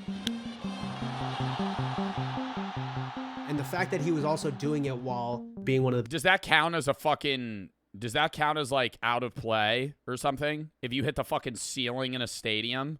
So it's still in play. If falls down, they could catch it and it's out. Best pitchers in NPB was kind of blowing everyone's mind. But after 5 years in Japan, Ohtani still faced doubts in the U.S. So in 2017, when the Fighters posted him, Ohtani turned down bids from big market teams and instead went to the LA Angels, where he again used his leverage to be a two-way player. In his first at-bat in LA, Ohtani did this. That's out toward right center field. Dude, first at bat, another team, nuke it. Bang! Just fucking rips it out. Stop. You know, right there and then, too, the dude that was, like, responsible for getting him signed was just like, yes. Yes. Big fly! Just fucking so happy. In 2021, he hit 46 home runs and went 9-2 on the mound, becoming the first player to be an all-star as a hitter and a pitcher. Ohtani was fast. Oh my God, how much do you think that ball's worth? I feel like that's got to be on the market. Oh my God, Shohei Ohtani's first home run ball price. It's worth at least $100,000. Oh, Shohei Ohtani's first run ball as a Dodger is worth $100,000. It could be worth up to $3 million. First run ball price as Angel. Just says over $100K. Dude, I feel like there's somebody that would pay like $1 million for that. Becoming the most exciting player baseball had seen in decades. And by 2024, he didn't need leverage anymore. The LA Dodgers signed him for $700 million, nearly double the next highest contract, because he really was two players in one. Actually, he was the two best players in one. Wins above replacement measures a player's total value, and in the last 5 years, Ohtani has the highest in the majors. And just last week, Ohtani played probably the greatest game in baseball history. He struck out 10 batters and gave up only 2 hits over 6 innings. And I'm not a baseball expert, but in the beginning, somebody was like recency bias. And I will say, yeah, like recency bias is true of a lot of things. But like people will still be like, well, Babe Ruth. I'm like, well, Babe Ruth was like a 50-year-old fucking chronic cigarette smoker that played in like, what, the fucking 1920s or some shit. Expert. When did Babe Ruth play? Like, it's the same premise. Dude, yeah, he was born in 1895. Like, it's the idea of, like, yeah, you're comparing apples to oranges of, like, dude, the game's entirely different now. Ohtani is undeniably the best player of all time. That's what I would even say in, like, basketball, people still argue about that. About, like, MJ. And I feel like that's an easier argument to have, where you're, like, trying to compare, like, MJ to LeBron or something. But some people, where it's like, dude, there's so many, I don't want to say unks, but there's people that, like, hardcore defend, like, old, like, MVP players. But I'm like, dude, they were also good in a time where everybody else was ass. Or much worse. And hit not 1, not 2, but 3 home runs to send the Dodgers to the World Series. Ohtani's a new kind of baseball player, mixing Barry Bonds. Wasn't Barry Bonds also on a drastic amount of steroids? American style. Or am I wrong? I'm not a baseball expert. Wasn't Barry Bonds like fucking juiced to the gills? Like at that point, you could be like, yeah, okay, Barry Bonds, let's put Shohei Ohtani on steroids, and he would be fucking insane. Like he would be even more. He'd be even more good, even crazier. Power and Japanese style consistency on both sides of the ball, but he only got the chance to do it because he started playing baseball in Japan.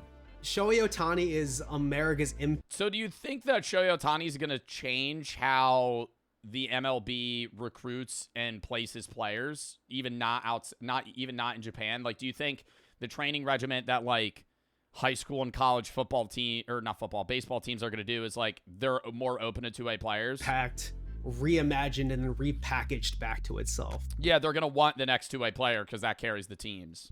Now Ohtani's bringing the two best baseball leagues closer together than ever. Impossible. Imagine getting force walked 10 times in the World Series because other teams know you'll beat them single-handedly. Yeah, no, didn't they just, they would just keep purposefully walking him. Like, I didn't watch any of the World Series, but I did hear that he was able to pitch, but they wanted to cut out his capability of play. So they would just walk him, give him a base, which is much better than them potentially giving up a home run. Theater. And in a one-run game, the dream matchup. Now, why was this moment so important? It's because it was the first moment. I understand that's like a needed part of the game and it is a strategy, but isn't that a little lame, like that you're able to just walk players? I mean, in the same sense, it's like kneeling the ball in football. If like you're up and there's, you know, a minute left on the clock, you could just run the timer down. Like, I feel like every sport has some lame ass, you know, loophole where you could just fucking nerf people. That Japanese baseball and American baseball shared a superstar. You're giving them a base? Yeah, but you're giving them a base because you know that if you don't, they're going to fuck on you. like, if you don't give them the base, they're just going to maul you. In the US, it was the most watched WBC game ever. But in Japan, 42% of households tuned in. Even though 42%? Oh my God, dude. What is that's the equivalent of like the Super Bowl for the US. What percentage of households watch the Super Bowl? 41 to 43%. It's bigger. In Japan, this was larger than the Super Bowl or just about the same. it was 8 in the morning there. In 2025, MLB saw higher viewership across US TV and a 20% increase on Japanese TV, making it the most watched season ever there. Ohtani's also getting more Japanese fans to come to Major League games.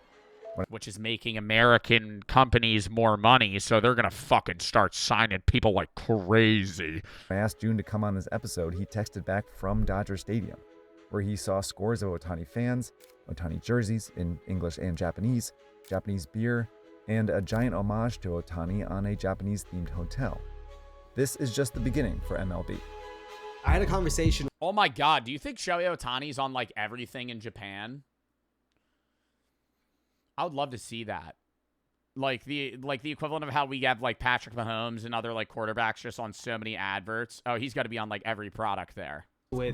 He's got to be the most known athlete in Japan. An executive over Major League Baseball, and they said that Shohei Ohtani was their entire international growth strategy. They view Shohei Ohtani as their Messi and Ronaldo figure, the type of person who almost becomes bigger than the sport to get people in the door, to care and invest emotionally in it. Ohtani may even give MLB an edge over its competitors. U.S. sports leagues are racing to become global leagues. The NFL is playing games in Europe and South America. The NBA is in Asia. I think the NFL has, just as from my biased perspective, I think the NFL has a lot of weird rules that make it harder to get into.